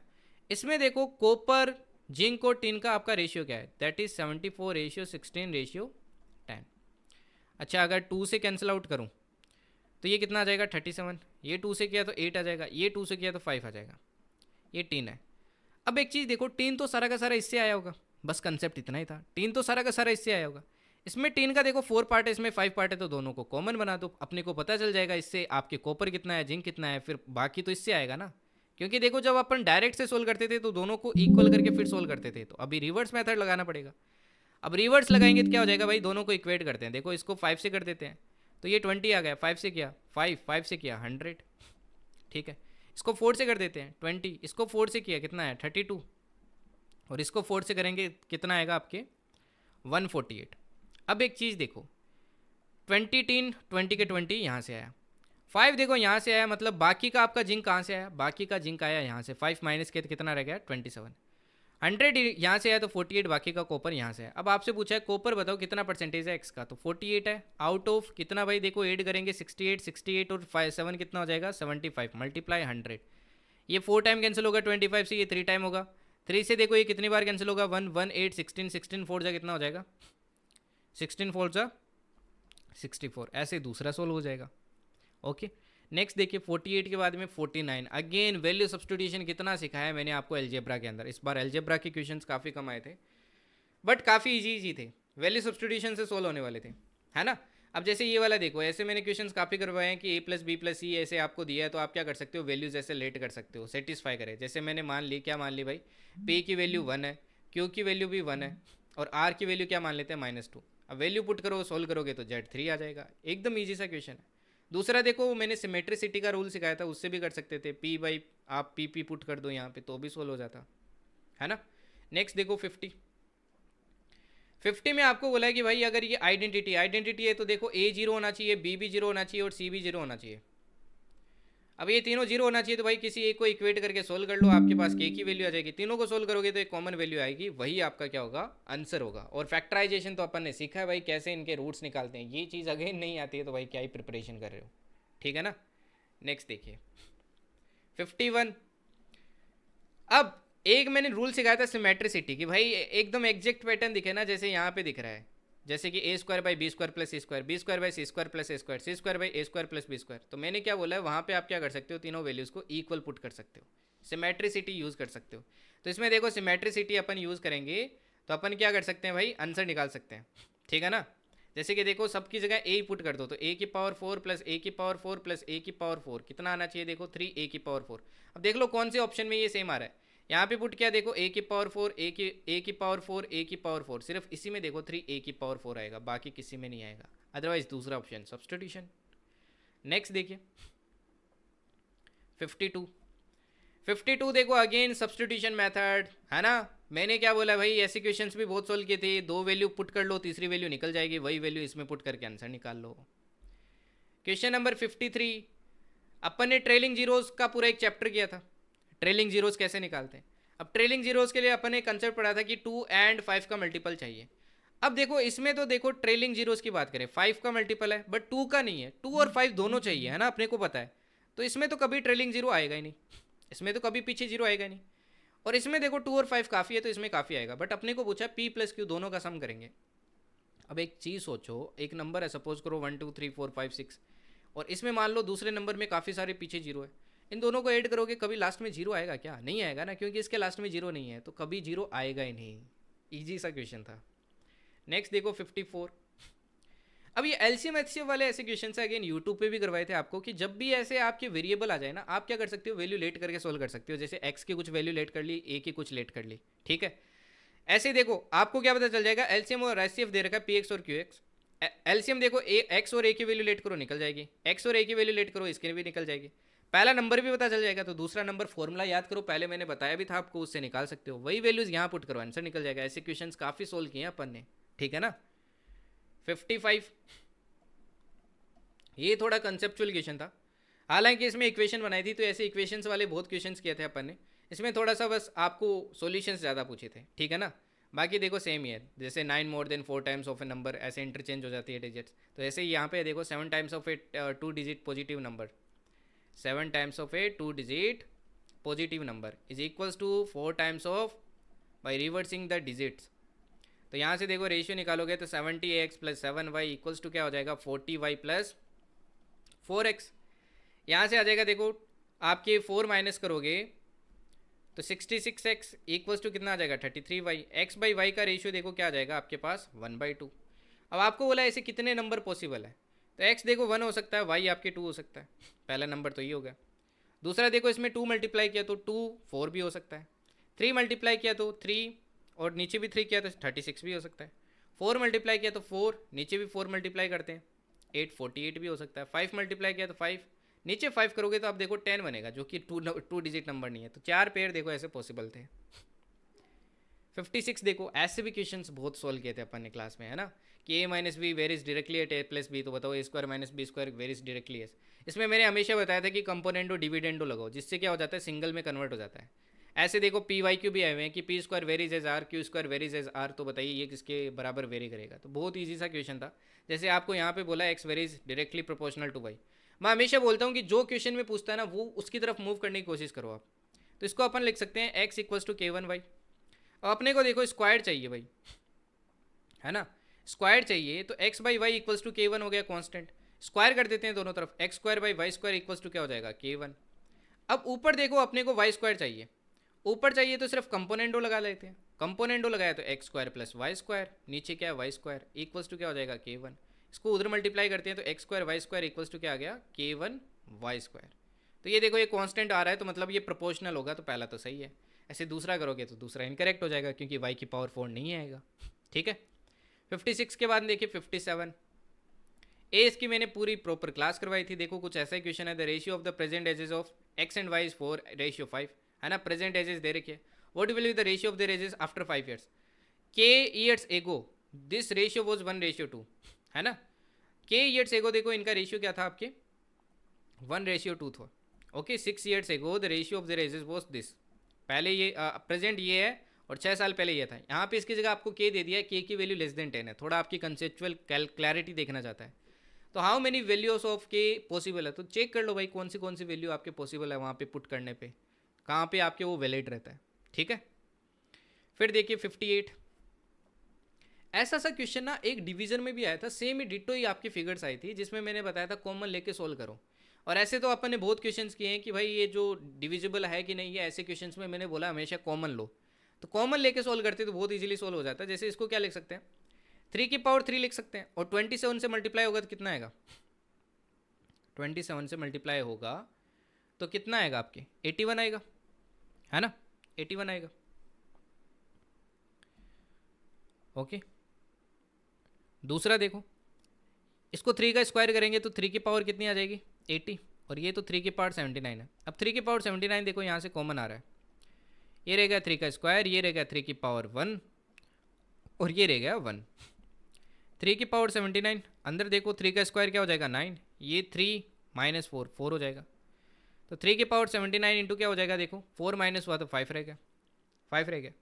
तो आपसे पूछा है divisible by how many natural numbers less than 10। 10 से नीचे के जितने भी नेचुरल नंबर्स है कितने से डिविजिबल होगा, 1 से होगा, देखो होगा ना 1 से तो सभी नंबर होते हैं। 2 से देखो 2 का फैक्टर आ नहीं रहा है, 3 से होगा, 5 से होगा, है ना। इसके अलावा देखो और किससे होगा, 9 से भी हो जाएगा ना। इसको ऐसे भी तो लिख सकते हैं, 3 का स्क्वायर एक अलग लिख ले 9, तो वो भी पॉसिबल है। तो कितने हो जाएंगे, 1 से भी होगा, 5 से भी होगा, 3 से भी होगा, 9 से भी होगा। तो आंसर क्या आ जाएगा, ऑप्शन डी। ठीक है, नेक्स्ट देखिए क्वेश्चन नंबर 59। अब देखो ये सारे कंसेप्चुअल क्वेश्चंस हैं, क्लास में कवर किए थे, अभी तक मैं एग्जैक्ट क्वेश्चन सारे थे वो आपको दिखा रहा था। हालांकि पिछले 2-3 भी आपके कंसेप्चुअल क्वेश्चंस थे। ये कंसेप्ट सारे क्लास में पढ़े हैं, बट कंसेप्ट लगाना था इसमें। ऐसा थोड़ी होगा कि भाई एग्जैक्ट के एग्जैक्ट क्वेश्चंस आ जाएंगे। जैसे 2 conjugative natural numbers are always coprime. अब अपन ने को प्राइम एकदम अच्छे से पढ़ा है, जिनका HCF 1 होता है, जैसे 7, 8। ये प्राइम कंपोजिट भी हो सकता है, कंपोजिट भी देखा था, प्राइम प्राइम भी हो सकता है। क्वेश्चन भी काफ़ी सोल्व किए थे। अब बोला 2 conjugative natural numbers are always, अपने को मैंने बोला जब भी ऐसे क्वेश्चन आए इसका उल्टा करने की कोशिश करो, है ना। इसका हमेशा क्या करने की कोशिश करो, उल्टा करने की कोशिश करो कि ऐसा पॉसिबल है कि नहीं है। ठीक है ना, ओके। अब यहाँ पे वर्ड है कंजुगेटिव नेचुरल नंबर्स। तो जैसे कि देखो अपन एक लेते हैं सबसे पहले 2, 3, इनका HCF देखो 1 होगा। 3, 4 लेते हैं, HCF क्या होगा 1 होगा। 4, 5 लेते हैं, HCF क्या होगा 1 होगा। अब कंजुगेटिव नंबर्स का तो हमेशा HCF क्या होगा भाई 1 ही होगा। तो ये तो पहली बात तो सही है। M and N are relatively prime. अब रिलेटिवली प्राइम मैंने बोला था ये को प्राइम को ही बोलते हैं। Then M cross N is always even. अगर M और N रिलेटिवली प्राइम है मतलब को प्राइम है, तो क्या M इंटू N करेंगे हमेशा इवन होगा। ये भी देख लेते हैं अपन, ठीक है ना, ये भी देख लेते हैं। अब जैसे कि अपन एक नंबर लेते हैं भाई यहाँ पे देखो, ये एग्जाम्पल से देख लो, एक हमेशा ओड होगा, एक हमेशा इवन होगा। Odd even, odd even. जब ओड इवन का आप मल्टीप्लाई करोगे, ओड इवन का आप मल्टीप्लाई करोगे, कभी ऐसा देखो इवन आता कब है, जब या तो इवन इवन मल्टीप्लाई होता है, या फिर ओड इंटू इवन मल्टीप्लाई होता है, तब आता है। ओड कब आता है, जब ओड ओड मल्टीप्लाई होता है, ओड ओड मल्टीप्लाई होता है। तो भाई ऐसा भी तो हो सकता है कि पहला नंबर जैसे देखो, ये जैसे एक ओड नंबर है 11, दूसरा नंबर भी ओड नंबर है 3, दोनों ओड नंबर है और दोनों देखो रिलेटिवली आपके प्राइम है, मतलब एक दूसरे के को प्राइम है। कि तो M cross N is always even. तो 11 इंटू 3 करोगे 33, क्या ये इवन आ रहा है, नहीं आ रहा है, तो ये गलत हो गया। तो कंसेप्चुअल चीज़ें थी, ठीक है। 60 देखिए, ऐसा क्वेश्चन अपन ने काफ़ी किया था कि भाई इसकी वैल्यू P है, इसकी Q है, इसकी R है, तो इन तीनों के बीच में रिलेशन बताओ इसके बराबर। देखो इसकी वैल्यू ये है, Y की वैल्यू ये है, Z की वैल्यू ये है, तो इसकी वैल्यू बताओ कौन से रिलेशन के बराबर होगी। ठीक है, फिर देखिए 61, ये इंटरेस्टिंग था, ये डिफिकल्ट क्वेश्चन मैं मानता हूँ। हालांकि ये कंसेप्ट अपन ने पढ़े हैं, ऐसे काफ़ी सारे क्वेश्चंस भी देखे हैं, जैसे ये CDS में PYQ भी आया है कि प्रोपोर्शनल दिया होता है वहाँ पे कैसे करते हैं, but this question was very very difficult. मतलब आइडिया लगाना थोड़ा स्टार्टिंग में डिफिकल्ट था इसमें। ठीक है, 62, ये देखो कितना ईजी क्वेश्चन पूछा है यार। डिनोमिनेटर न्यूमरेटर वाला पूछा है, 3 ऐड कर दिया तो ये रेशियो बन जाता है, वो कर दिया तो ये बन जाता है। जैसे बोला x रेशियो y है, अगर x रेशियो y में 1 is added to both numbers x + 1 y + 1, तो रेशियो हो जाता है 7/10। यहाँ से पहली इक्वेशन बन जाएगी। If 3 is added to both the numbers x + 3 y + 3, तो रेशियो बन जाता है 3/4। तो आपसे पूछा X plus Y X minus Y, देखो यार एक्स और वाई की दोनों इक्वेशन से दो इक्वेशन बनेगी, उससे वैल्यू निकल जाएगी, फिर इनमें वैल्यू पुट कर दो। 62 के बाद देखो 63। अब ये देखिए, ये जो आपकी राइट एंगल ट्रेंगल है, इससे बहुत क्वेश्चंस पूछे हैं पाइथागोरस थ्योरम पे बेस्ड, और काफ़ी क्वेश्चंस किए थे अपन इस पे बेस्ड, ठीक है ना। जैसे कि ये क्वेश्चन देखिए, एक राइट एंगल ट्रेंगल है, राइट एंगल एट सी, ठीक है, ये सी है, ये ए है, ये मान लो बी है, या फिर ऊपर वाला ए लो, A B C. A semi circle is drawn on A B as diameter, ये कंफ्यूज करने के लिए बस। Let P be any point on A C, A C है ना, इस पर कोई पॉइंट पी है, such that produce such that A P equals to A B, कि वो इस लाइन को अगर अपन एक्सटेंड करेंगे ना, तो इस लाइन पे कहीं पे पॉइंट पी है, कि सच दैट ए पी बराबर होगा किसके, ए बी के, मतलब ये 10 है तो ये टोटल लेंथ भी क्या है, 10 है, ठीक है। If B and P are joint, अगर देखो बी और पी को ज्वाइन कर दे, और बी सी अगर 8 है, देखो बी सी 8 है, ये 8 है, ये 10 है, तो ये बता सकते हो ना 6 होगी। अच्छा ये 6 होगी तो ये कितनी रह जाएगी पीछे, 4 रह जाएगी, क्योंकि टोटल 10 है। तो आपसे पूछा बी पी बताओ क्या होगी। अच्छा ये पता है, ये पता है, ये पता है आपको 90 डिग्री है, तो ये भी निकाल सकते हो ना, बस इतना ही क्वेश्चन था, ठीक है। 64। अब मैंने आपको एक टाइप बोला था कि भाई जब भी कोई क्वेश्चन में अगर वैल्यू सब्स्टिट्यूशन काम नहीं कर रहा है, तो उसमें क्या करो, आप क्वाड्रेटिक बनाने की कोशिश करो, जैसे कि यहाँ पे बनेगा। आप जब डिनोमिनेटर सोल्व करने जाओगे तो ये क्वाड्रेटिक में कन्वर्ट होगा, आगे जाके साइन को कोस में कन्वर्ट करके करोगे, है ना, sine square theta plus cos square theta, वहाँ से आपकी थीटा की वैल्यू निकल जाएगी, तो इनकी वैल्यू निकाल सकते हो, क्योंकि सब्स्टिट्यूशन तो काम करेगा नहीं यहाँ पे, ठीक है। 65 देखिए, ऐसे क्वेश्चंस काफ़ी किए थे अपन ने आइडेंटिटी वाले, है ना, पी वाई क्यू में भी आए हुए हैं, मैंने बताया इनको कैसे सोल्व करना है, दो दो वैल्यूज ट्राई करके देख लो, सेटिस्फाई करा है तो है, अदरवाइज नहीं है। 66 देखिए, अगेन इजी क्वेश्चन है। Angle of elevation of a top of a tower is found to be 5/6 on working 70 metre. पहले देखो आपको क्या बोला है, 5/6 मिलता है, ठीक है ना, टेंजेंट मतलब टेन थीटा अगर निकालें यहाँ से, तो आपको बोला 5/6 मिलता है, मतलब ये 5 है, तो ये टोटल लेंथ कितनी है, आपको बोला है 6 है। On working 70 metre towards the tower, अगर देखो 70 मीटर इतना, यहाँ पे जैसे इस क्वेश्चन में मैंने 10 मीटर बताया था, यहाँ पे ऐसे 70 मीटर आए, तो आपको बोला है कि रेशियो क्या हो जाता है, 9:8, ये 9:8। अब ऐसे क्वेश्चंस मैंने बोला है भाई हमेशा क्या करो, इन दोनों वैल्यूज़ को इक्वल बनाओ, फिर इसको सोल्व करो तो सोल्व हो जाएगा, तो ऐसा क्वेश्चंस देखो अगेन अपन ने किए हैं। फिर देखो क्वेश्चन 67, ये बहुत इंटरेस्टिंग क्वेश्चन था, कंसेप्चुअल क्वेश्चन था। अगेन देखो सर्कल की प्रॉपर्टीज़ पे बेस्ड था, है ना, कि एक साइक्लिक क्वाड्रिलेटरल है ABCD, डायगोनल ऐसे देखो बाइसेक्ट करती है एंगल सी को, देखो साइक्लिक क्वाड्रिलेटरल है, डायगोनल बाइसेक्ट करती है AC को, बाइसेक्ट का मतलब एंगल इक्वल हो जाएंगे, ठीक है। तो आपको बोला एंगल ABD और ADB क्या ये बराबर होंगे। अपन ने एक प्रॉपर्टी पढ़ी है भाई, कि यहाँ पे देखिए भाई, कि जो एंगल यहाँ पे अगर टेंजेंट है कोई, जैसे ये टेंजेंट है ना, ये एक टेंजेंट है, जो एंगल टेंजेंट बनाती है, ओके, जो एंगल आपकी क्या बनाती है, टेंजेंट बनाती है, सॉरी टेंजेंट नहीं, ऊपर वाली प्रॉपर्टी देखो, कि भाई कोई भी अगर सेम सरकमफ्रेंस पे एंगल आपके बनाए जा रहे हैं, जैसे ये एंगल देखो इसी सरकमफ्रेंस पे पड़ रहा है, ये एंगल भी इसी पे, तो वो एंगल इक्वल होते हैं। तो जैसे कि देखो अगर मैं ये वाली लेंथ लूँ, इस पर ये एंगल भी बन रहा है और इस पर ये एंगल भी बन रहा है, अगर ये एक्स है तो ये भी एक्स होगा ना एक्स। सिमिलरली अगर मैं ये वाली लेंथ लूँ, ये एंगल बन रहा है, ये एंगल बन रहा है, तो ये एक्स है तो ये भी एक्स होगा, तो दोनों एंगल देखो बराबर हो गए। The diagonal BD is parallel to the tangent of the circle at A, अगर देखो टेंजेंट लेता हूँ, तो आपको बोला है क्या ये डायगोनल BD आपकी इसके पैरेलल होगी। अपन ने पढ़ा है कि जो एंगल यहाँ पे एंगल इस कोड के साथ बनेगा एंगल, मान लो अगर ये थीटा बनता है, तो ये यही एंगल देखो यहाँ पे बनता है, इस कोड से सबस्टेंड किया हुआ, तो ये एंगल देखो यहाँ बनेगा। अच्छा यहाँ पे एक्स है तो ये भी एक्स है, और ये भी अपने को पता है एक्स है, तो ये देखो ये जिगजैग एंगल अगर एक्स एक्स बन रहे हैं तो अपने को पता है पैरेलल होता है, तो ये भी सही है। क्वेश्चन 68 देखो, अगेन इजी सा क्वेश्चन था यार। देखो क्या बोला है, let X be the length of diagonal of face of a cube and Y be the length of diagonal of the cube, है ना।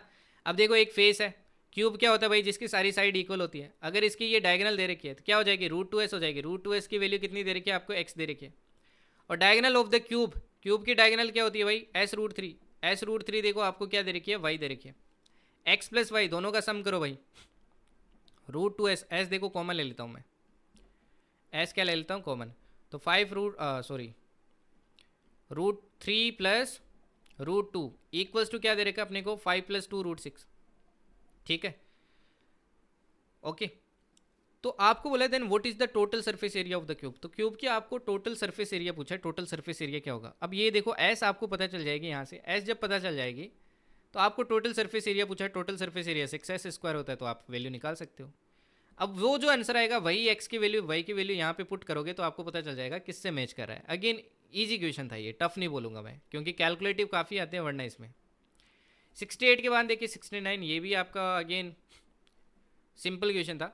एक ट्रायंगल है राइट एंगल डेट सी, देखो राइट एंगल डेट सी, ओके, एक ट्रायंगल है A C B, P is mid point of B C, B C का मिड पॉइंट क्या है भाई, पी है, ठीक है। If A P equals to 4√13, A P देखो कितना दे रखा है आपको, 4√13 दे रखा है, एंड ए बी आपको 20 दे रखा है, ए बी 20 दे रखा है। तो बताइए पैरामीटर क्या होगा ट्रायंगल का, पैरामीटर तो तब बता सकते हो ना जब ये साइड पता है, ये पता है। अच्छा ये एक्स मान लो, ठीक है, और ये देखो ये क्या कर रहा है, मिड पॉइंट है, तो अगर मैं इस टोटल लेंथ को 2y मानता हूं तो ये y हो जाएगी, ये y हो जाएगी। पहली इक्वेशन देखो आपके पाइथागोरस से इससे बन जाएगी, ऐसे काफ़ी क्वेश्चंस किए अपन ने, दो पाइथागोरस बना के। दूसरी इक्वेशन देखो पाइथागोरस से इससे बन जाएगी, x और y की वैल्यू निकलेगी तो टोटल पैरामीटर भी निकल जाएगा। नेक्स्ट देखिए क्वेश्चन 17, तो राइट एंगल से देखो हर बार क्वेश्चन आते हैं, तो इसीलिए मैं बोलता हूँ हमेशा इसको अच्छे से प्रिपेयर करके जाओ, और स्पेशली पाइथागोरस से आते हैं, कैलकुलेटिव होते हैं। अगेन देखो ये दोनों भी राइट एंगल से, राइट एंगल ट्रायंगल से। A B C is a triangle right angle at B, अब ए बी सी देखो एक ट्रायंगल है ए बी सी, बी पे राइट एंगल है, M N trisect B C. अब एम और एन देखो इस तरीके से है, एम और एन देखो आपके बी सी पे इस तरीके से है, ये ट्राइसेक्ट करता है, ये एक्स है तो ये एक्स है तो ये भी एक्स है।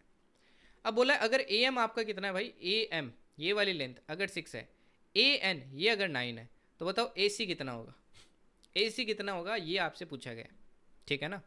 ए सी बताइए भाई कितना होगा, ये पूछा गया। अच्छा अगेन देखो इसको वाई मान लो, वाई मान लो, इसमें पाइथागोरस लगेगा, एक दूसरा इसमें पाइथागोरस लगेगा, एक्स और वाई की वैल्यू निकल जाएगी, एक्स और वाई की वैल्यू निकल जाएगी तो इसकी निकल जाएगी। अगेन वही सेम इक्वेशन पूछा ऊपर वाला। अगेन ये भी देख लो, एक राइट एंगल ट्रायंगल है right angle at B, B पे क्या राइट एंगल है, ठीक है। ए सी देखो आपको दे रखा है, ए सी दे रखा है, बी सी दे रखा है। अच्छा ए बी निकाल सकते हो ना, फिर ईजी है, इसमें चाहो तो वैल्यू लेट करके भी कर सकते हो। फिर आपको पूछा है the value of A B is equal to the geometric mean of P and Q and the perimeter of the triangle. देखो बहुत ईजी है, मैं करके दिखा देता हूँ। जैसे ये p plus Q by two है, ये p माइनस क्यू बाई 2 है, ये निकालना है, ये मेरे को निकालना है, ठीक है। अब ये निकालना है तो अपने को पता है इसका स्क्वायर माइनस इसका स्क्वायर का रूट लगेगा, ठीक है। मतलब A B square will be equals to इसका square that is p plus Q का स्क्वायर, और ये हो जाएगा p माइनस क्यू का स्क्वायर, और नीचे देखो दोनों में 4 आएगा, मैं इधर मल्टीप्लाई कर देता हूँ एक बार, ठीक है। अब देखो a प्लस बी का whole square minus a minus B का होल स्क्वायर क्या होता है आपके 4 टाइम्स ऑफ पी क्यू आएगा, एंड 4 से देखो 4 कैंसिल आउट हो जाएगा, तो ए बी की वैल्यू देखो क्या आ जाएगा रूट पी क्यू, और ये देखो ज्योमेट्रिक मीन यही तो होता है ना, पहला सही है। पैरामीटर क्या होगा, अच्छा पैरामीटर तीनों का सम करोगे देखो कुछ अजीब सा ही आएगा, ये तो आएगा नहीं, तो ये गलत है। तो 71 सारे वही कंसेप्ट है जो अपन ने क्लास में पढ़े थे। 72 देख लो भाई, ठीक है, आपको देखो साइड्स दे रखी है क्वाड्रिलेटरल की, अब साइड्स दे रखी है और डायगोनल दे रखी है, डायगोनल दे रखी है, दो ट्रेंगल बनेंगे, तो आपको पूछा एक ट्रेंगल का एरिया, तो आप इस हीरोज फॉर्मूला से निकाल सकते हो। दूसरा वर्टिसेस पूछिए कि क्या वो क्वाड्रिलेटरल लाए ऑन ए सर्कल, वो देखना पड़ेगा आपको साइक्लिक का कि नहीं है, तो ये थोड़ा डिफिकल्ट क्वेश्चन था, ठीक है ना। 73 देख लो भाई, ये काफ़ी इजी क्वेश्चन है। A minute hand of a clock is 15 centimetre long and sweeps an area of 15 पाई। अब 15 सेंटीमीटर देखो लॉन्ग है, ठीक है, 15 सेंटीमीटर ऐसे क्या आपके लॉन्ग है। अब देखो क्लॉक में जब चलता है तो वो रेडियस की तरह काम करेगा, ये 15 दे रखा है आपको, and sweeps an area, area भी आपको दे रखा है बट पाई में दे रखा है, तो आपको डिग्री में कन्वर्ट करना पड़ेगा। अब डिग्री में कैसे करते हैं ये आपको पता है, तो आपसे पूछा है वो एंगल बताइए यहाँ पे कितना बनेगा, डिस्क्राइब ड्यूरिंग दिस। अब इसका देखो अपन को एरिया ऑफ सेक्टर वाला फॉर्मूला लगाना पड़ेगा, theta by 360 into pi R square, और इसके सामने की वैल्यू दे रखी है 15 पाई और आर की वैल्यू भी है अपने पास, ईजी क्वेश्चन था अगेन। 74 देखो ये वाला, अगेन देखो वही कंसेप्ट यार, देखो मैंने इसमें बनाया ड्रॉ किया वही सेम कंसेप्ट, ये वाला पूछा आपसे, ठीक है ना। जैसे इसमें बोला एक ट्रेंगल है पी क्यू आर, देखो ट्रेंगल है P Q R inscribed in a circle, circle के अंदर इंस्क्राइब्ड है। A tangent P T is drawn at P, P पे देखो एक टेंजेंट पी टी बनाई गई है। क्यू पी टी अगर 36 है, अगर ये 36 है तो बताओ पी ओ क्यू क्या होगा, पी ओ क्यू, ये आपसे पूछा गया भाई, ये वाला एंगल बताइए कितना होगा, ठीक है। अब अपन एक चीज़ पढ़िए भाई, यहाँ पे जो एंगल बनता है वो यहाँ पे बनता है, तो यहाँ पे जो एंगल बनेगा, ओके, यहाँ पे जो एंगल बनेगा वही एंगल यहाँ पे बनेगा, मतलब ये भी 36 होगा, और दूसरा पड़ा है अगर ये एंगल थीटा है तो ये बीच वाला 2 थीटा बनता है, तो इसका डबल बनेगा। डबल कितना हो जाएगा 72। 74 के बाद में देखिए 75। ये डिट्टो क्वेश्चन अपन ने किया भाई, देखो दो इसकी डायमेंशन दे रखे रेक्टेंगुलर सीट की, x सेंटीमीटर का स्क्वायर कट ऑफ किया है हर कॉर्नर से। यहाँ पे बस वैल्यू अपन ने यूज़ की थी क्वेश्चन में, 3 सेंटीमीटर का कट किया गया आपके एक इससे, और इसको देखो एक रेक्टेंगुलर ओपन बॉक्स में बनाया गया, और इसको भी देखो एक रेक्टेंगुलर ओपन बॉक्स में बनाया गया। अगर ये इतना पानी होल्ड कर सकता है तो वैल्यू बताओ एक्स की। हालांकि यहाँ पे सरफेस एरिया था, बट मैंने बताया कि जो वॉल्यूम होती है लीटर वगैरह को, इसको कैसे कन्वर्जन कर सकते हैं ये भी अपन ने सीखा था। 76 देखिए बहुत ईजी क्वेश्चन है, अगर आपको ये पता होता, ये थ्योरम आपको पता होती, क्लास में अगेन करवाई थी। कि बोला एक ट्रेंगल है ए बी सी, देखो ए बी सी बनाया, ए बी 18 दे रखा है, ये 18 है, बी सी देखो 22 दे रखा है, ए सी देखो 15 दे रखा है। तो एक चीज़ तो पता चल गई होगी कि आपको ये क्या है, एक स्केलन ट्रेंगल है, तीनों साइड इक्वल नहीं है। तो बाइसेक्टर ए बी ए सी, इसका बाइसेक्टर एंगल बाइसेक्टर, ठीक है, जो एंगल को बाइसेक्ट करता है। Intersect B C A D, ये डी पे आपके इंटरसेक्ट कर रहा है, तो B D into D C बताइए कितना होगा। अपन ने एक थ्योरम पढ़ी थी एंगल बाइसेक्टर में, कि कोई एंगल बाइसेक्टर है, ये जैसे एक एंगल बाइसेक्टर है, ठीक है ना।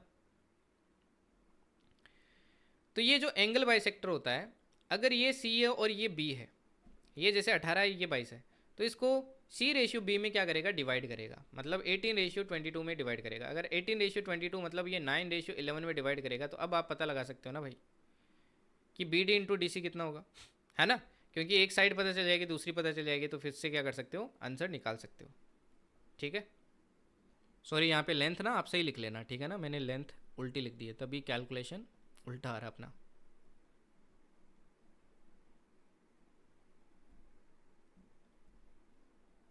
देखो ये ए बी तो आपको 18 दिया, बी सी दिया आपको कितना 22, और ए सी आपको 15 दिया है। अब देखो ये कट होगा तो कितना आ जाएगा 6:5। अब ऐसे क्वेश्चंस ना काफ़ी बार मैंने करवाए, इवन ये पी वाई क्यू अगेन पता है ये पी वाई क्यू है, पी वाई क्यू में भी मैंने सोल्व करवाए थे ऐसे क्वेश्चंस कि ये स्पेशली थ्योरम ध्यान रखना, ठीक है ना।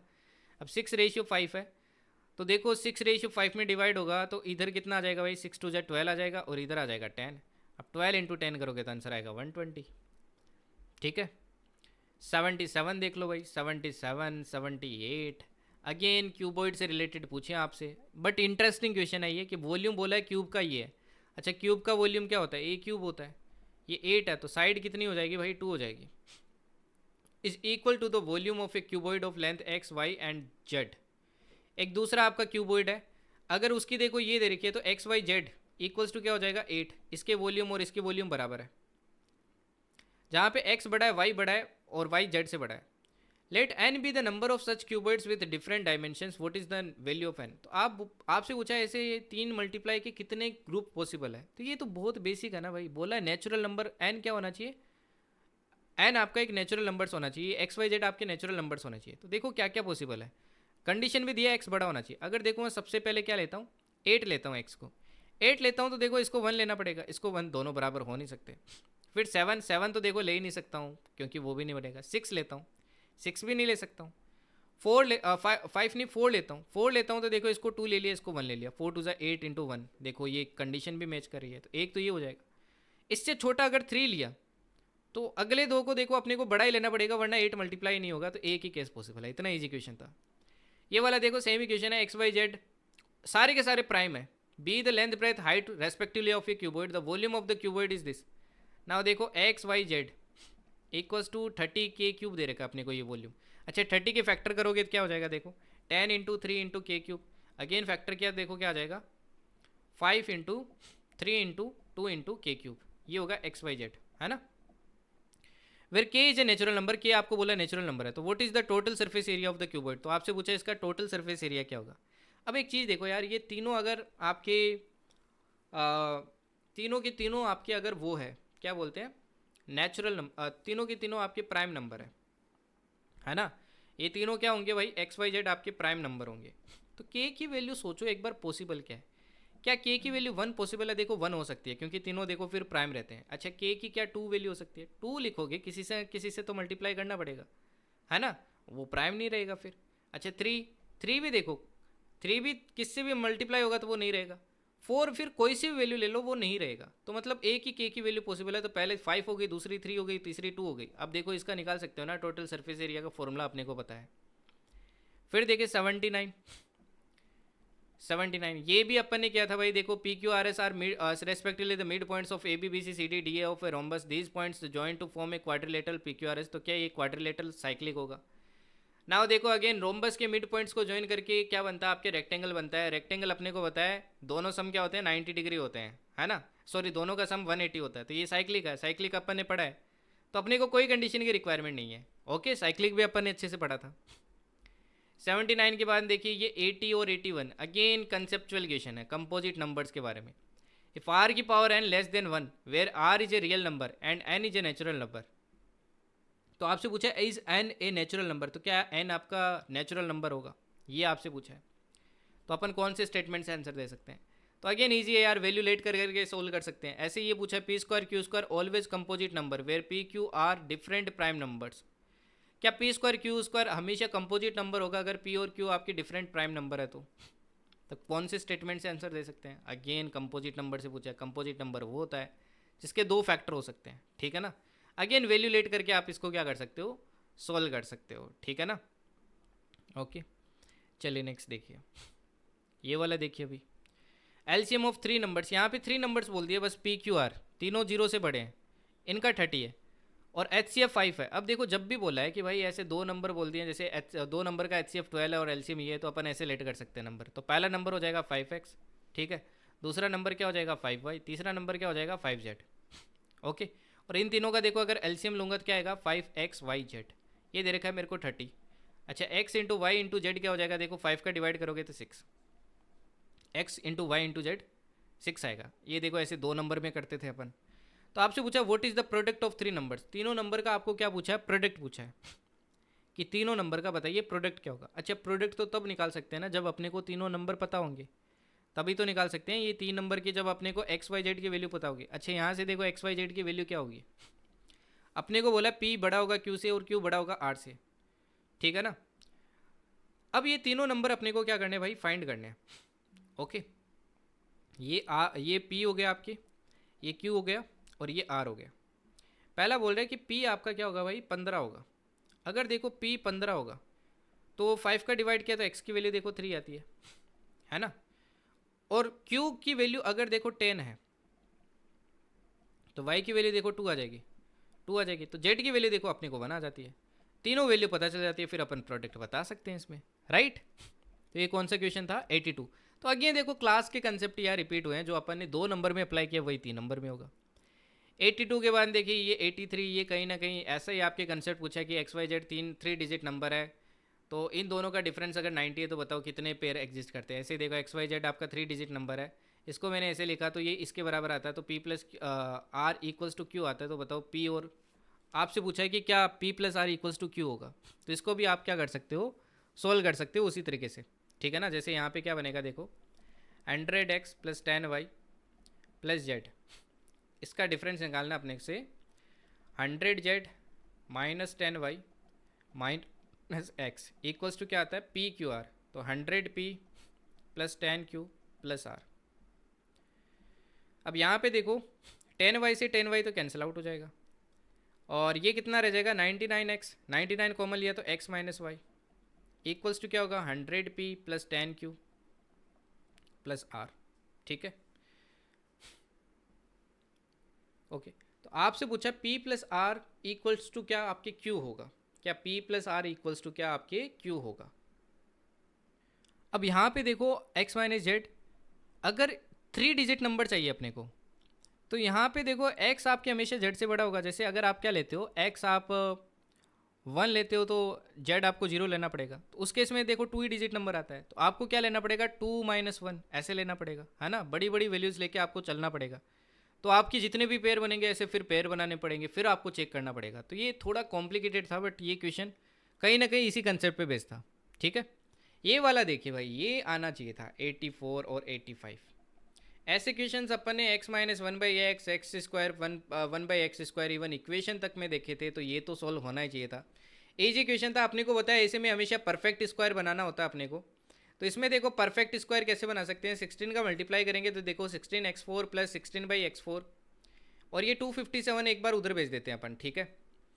अब अपने को देखो कैसे ना कैसे करके लेके आना है, इसमें प्लस लेके आना है, प्लस लेके आना है तो इसका देखिए अगर आइडेंटिटी अपन लिखे तो कैसे लिख सकते हैं, देखो 4x प्लस 4/x का होल स्क्वायर, खोलोगे तो क्या आएगा 16x की पावर 4, है ना, स्क्वायर स्क्वायर लिख लो, 16/x की पावर 4 यही आएगा, राइट। और साथ में क्या आएगा 2ab आएगा, 4 4 जा 16, ठीक है, 4 4 जा 16, 16 2 जा कितना होगा 28, ओके 28 होगा। तो इधर इधर देखो -28 करना पड़ेगा अपने को, तभी अपन ऐसे लिख सकते हैं, इक्वल्स टू क्या होगा 257। अब ये 28 अपन क्या कर सकते हैं भाई, सॉरी 32 होगा ना, देखो 4 4 जा 16, 16 2 जा 32, तो 32 उधर जाएगा तो कितना हो जाएगा अपना, देखो तो ये हो जाएगा 289।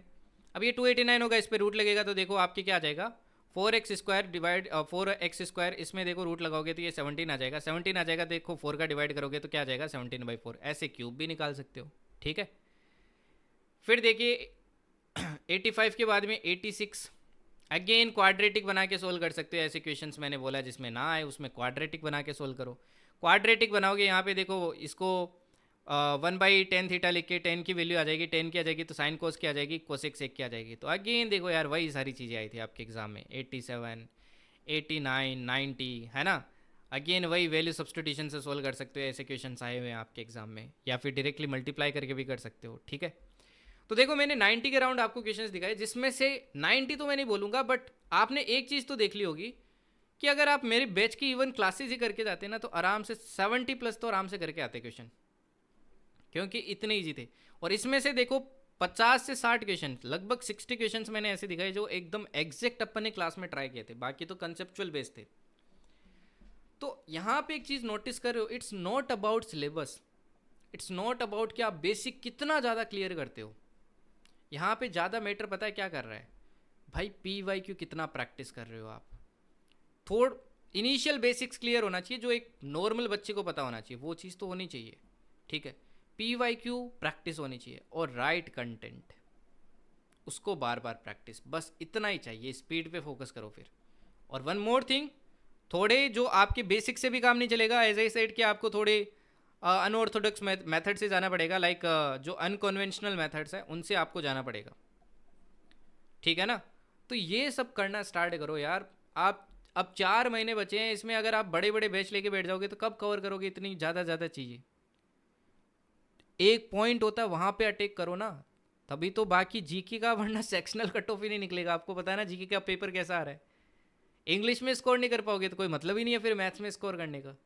तो सोच समझ के प्रिपेयर करो, इट्स नॉट लाइक SSC, ठीक है ना, यहाँ पे फोकस करो आप, ठीक है ना। इस बार देखा ना आपने, एक बच्चे ने इवन 200+ भी स्कोर किया है, एक ने 180+ भी स्कोर किया है आपकी IME FA के लिए, और वो यहीं से पढ़े थे भाई, यही सब चीज़ें आपके फॉलो कर रहे थे यूट्यूब वगैरह बैच वगैरह में सब। तो आप भी कर सकते हो, बस फॉलो करो चीज़ों को, ठीक है ना।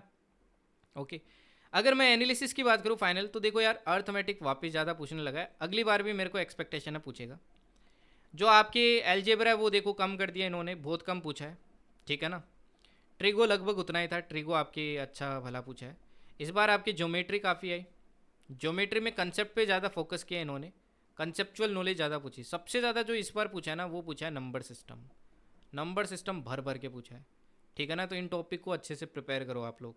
ओके, 2D पे भी उतना फोकस नहीं किया इन्होंने, ना 3D पे किया, 2D 3D भी देखो कम ही पूछा है इन्होंने, उतना ज़्यादा नहीं पूछा है, ज्योमेट्री ज़्यादा पूछी है, ठीक है ना। तो इन चैप्टर्स पे फोकस करो। एज आई यूज टू से कि यार अर्थमेटिक ईजी है, कर लो कर लो कर लो, बट आप लोग नहीं करते थे, अब देख लो कितना आ गया अर्थमेटिक, ठीक है ना। तो अच्छे से प्रिपेयर करो, ओके।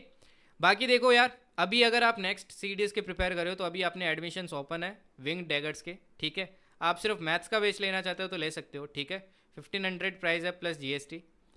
तो ये डायरेक्टली आप जर्नी एक्स्ट्राऑर्डिनरी या तो एप्लीकेशन डाउनलोड कर लो प्ले स्टोर से, ओके, या फिर जर्नी एक्स्ट्रा ऑर्डिनरी वेबसाइट पे जाओ, वहाँ से आप इसको परचेज कर सकते हो कोर्सेज में जाके, ठीक है ना। सेम OTA भी अगर आप चाहते हो तो कर सकते हो। OTA में भी मैंने दिखाए थे 85+ क्वेश्चंस आए थे आउट ऑफ 100, वैसे तो 91 आए थे, बट अपन 85 ही लेके चल रहे हैं, दिखाई 97 थे आपको, तो 85+ ही आए हैं आपके। तो बहुत बड़ा नंबर है ये, इसका रीज़न यही है कि भाई research analysis and experience, and इस बार भी आएंगे, ठीक है। अब इंग्लिश एक और बचा है, वो भी जल्दी दिखा दूंगा आपको, ठीक है ना। काफ़ी बच्चे इंग्लिश के भी बोल रहे थे, तो you can join here journey extraordinary, आप यहाँ पे ज्वाइन कर सकते हो। यहाँ पे मैं जितनी भी इंपॉर्टेंट अपडेट्स होती है वो देता रहता हूँ। तो बैच वगैरह की भी कैसे लेना है वो भी मैंने यहाँ पे बताया, पिन मैसेजेस में आप देख सकते हो, तो एनरोल कर सकते हो। अभी एडमिशन इसका ओपन है, ठीक है ना। बाकी रिजल्ट के टाइम भी आपके ओपन होगा, तब भी आप चाहो तो ले सकते हो। रेस्ट यार, पढ़ाई करो, जितना कंटेंट आपको देता हूँ मैं उसको बार बार प्रैक्टिस करो। पीवाईक्यू पे प्रैक्टिस, अपना जो कमांड है वो अच्छा बनाओ, तभी अच्छा परफॉर्म कर पाओगे एग्ज़ाम के अंदर, ठीक है ना। तो डायरेक्ट जो वीकनेस है वहाँ पे अटैक करो, यूपीएससी की वीकनेस है वहाँ पे अटैक करो, तो ज़्यादा अच्छा परफॉर्म कर पाओगे। ओके, बाकी बेस्ट विशेज़ टू ऑल, सबका रिजल्ट अच्छा हो। जो भी रिजल्ट होगा बताना ज़रूर। आई होप आप सभी लोग जल्दी एकेडमी पहुँचे। Okay, okay then, thank you and जय हिंद।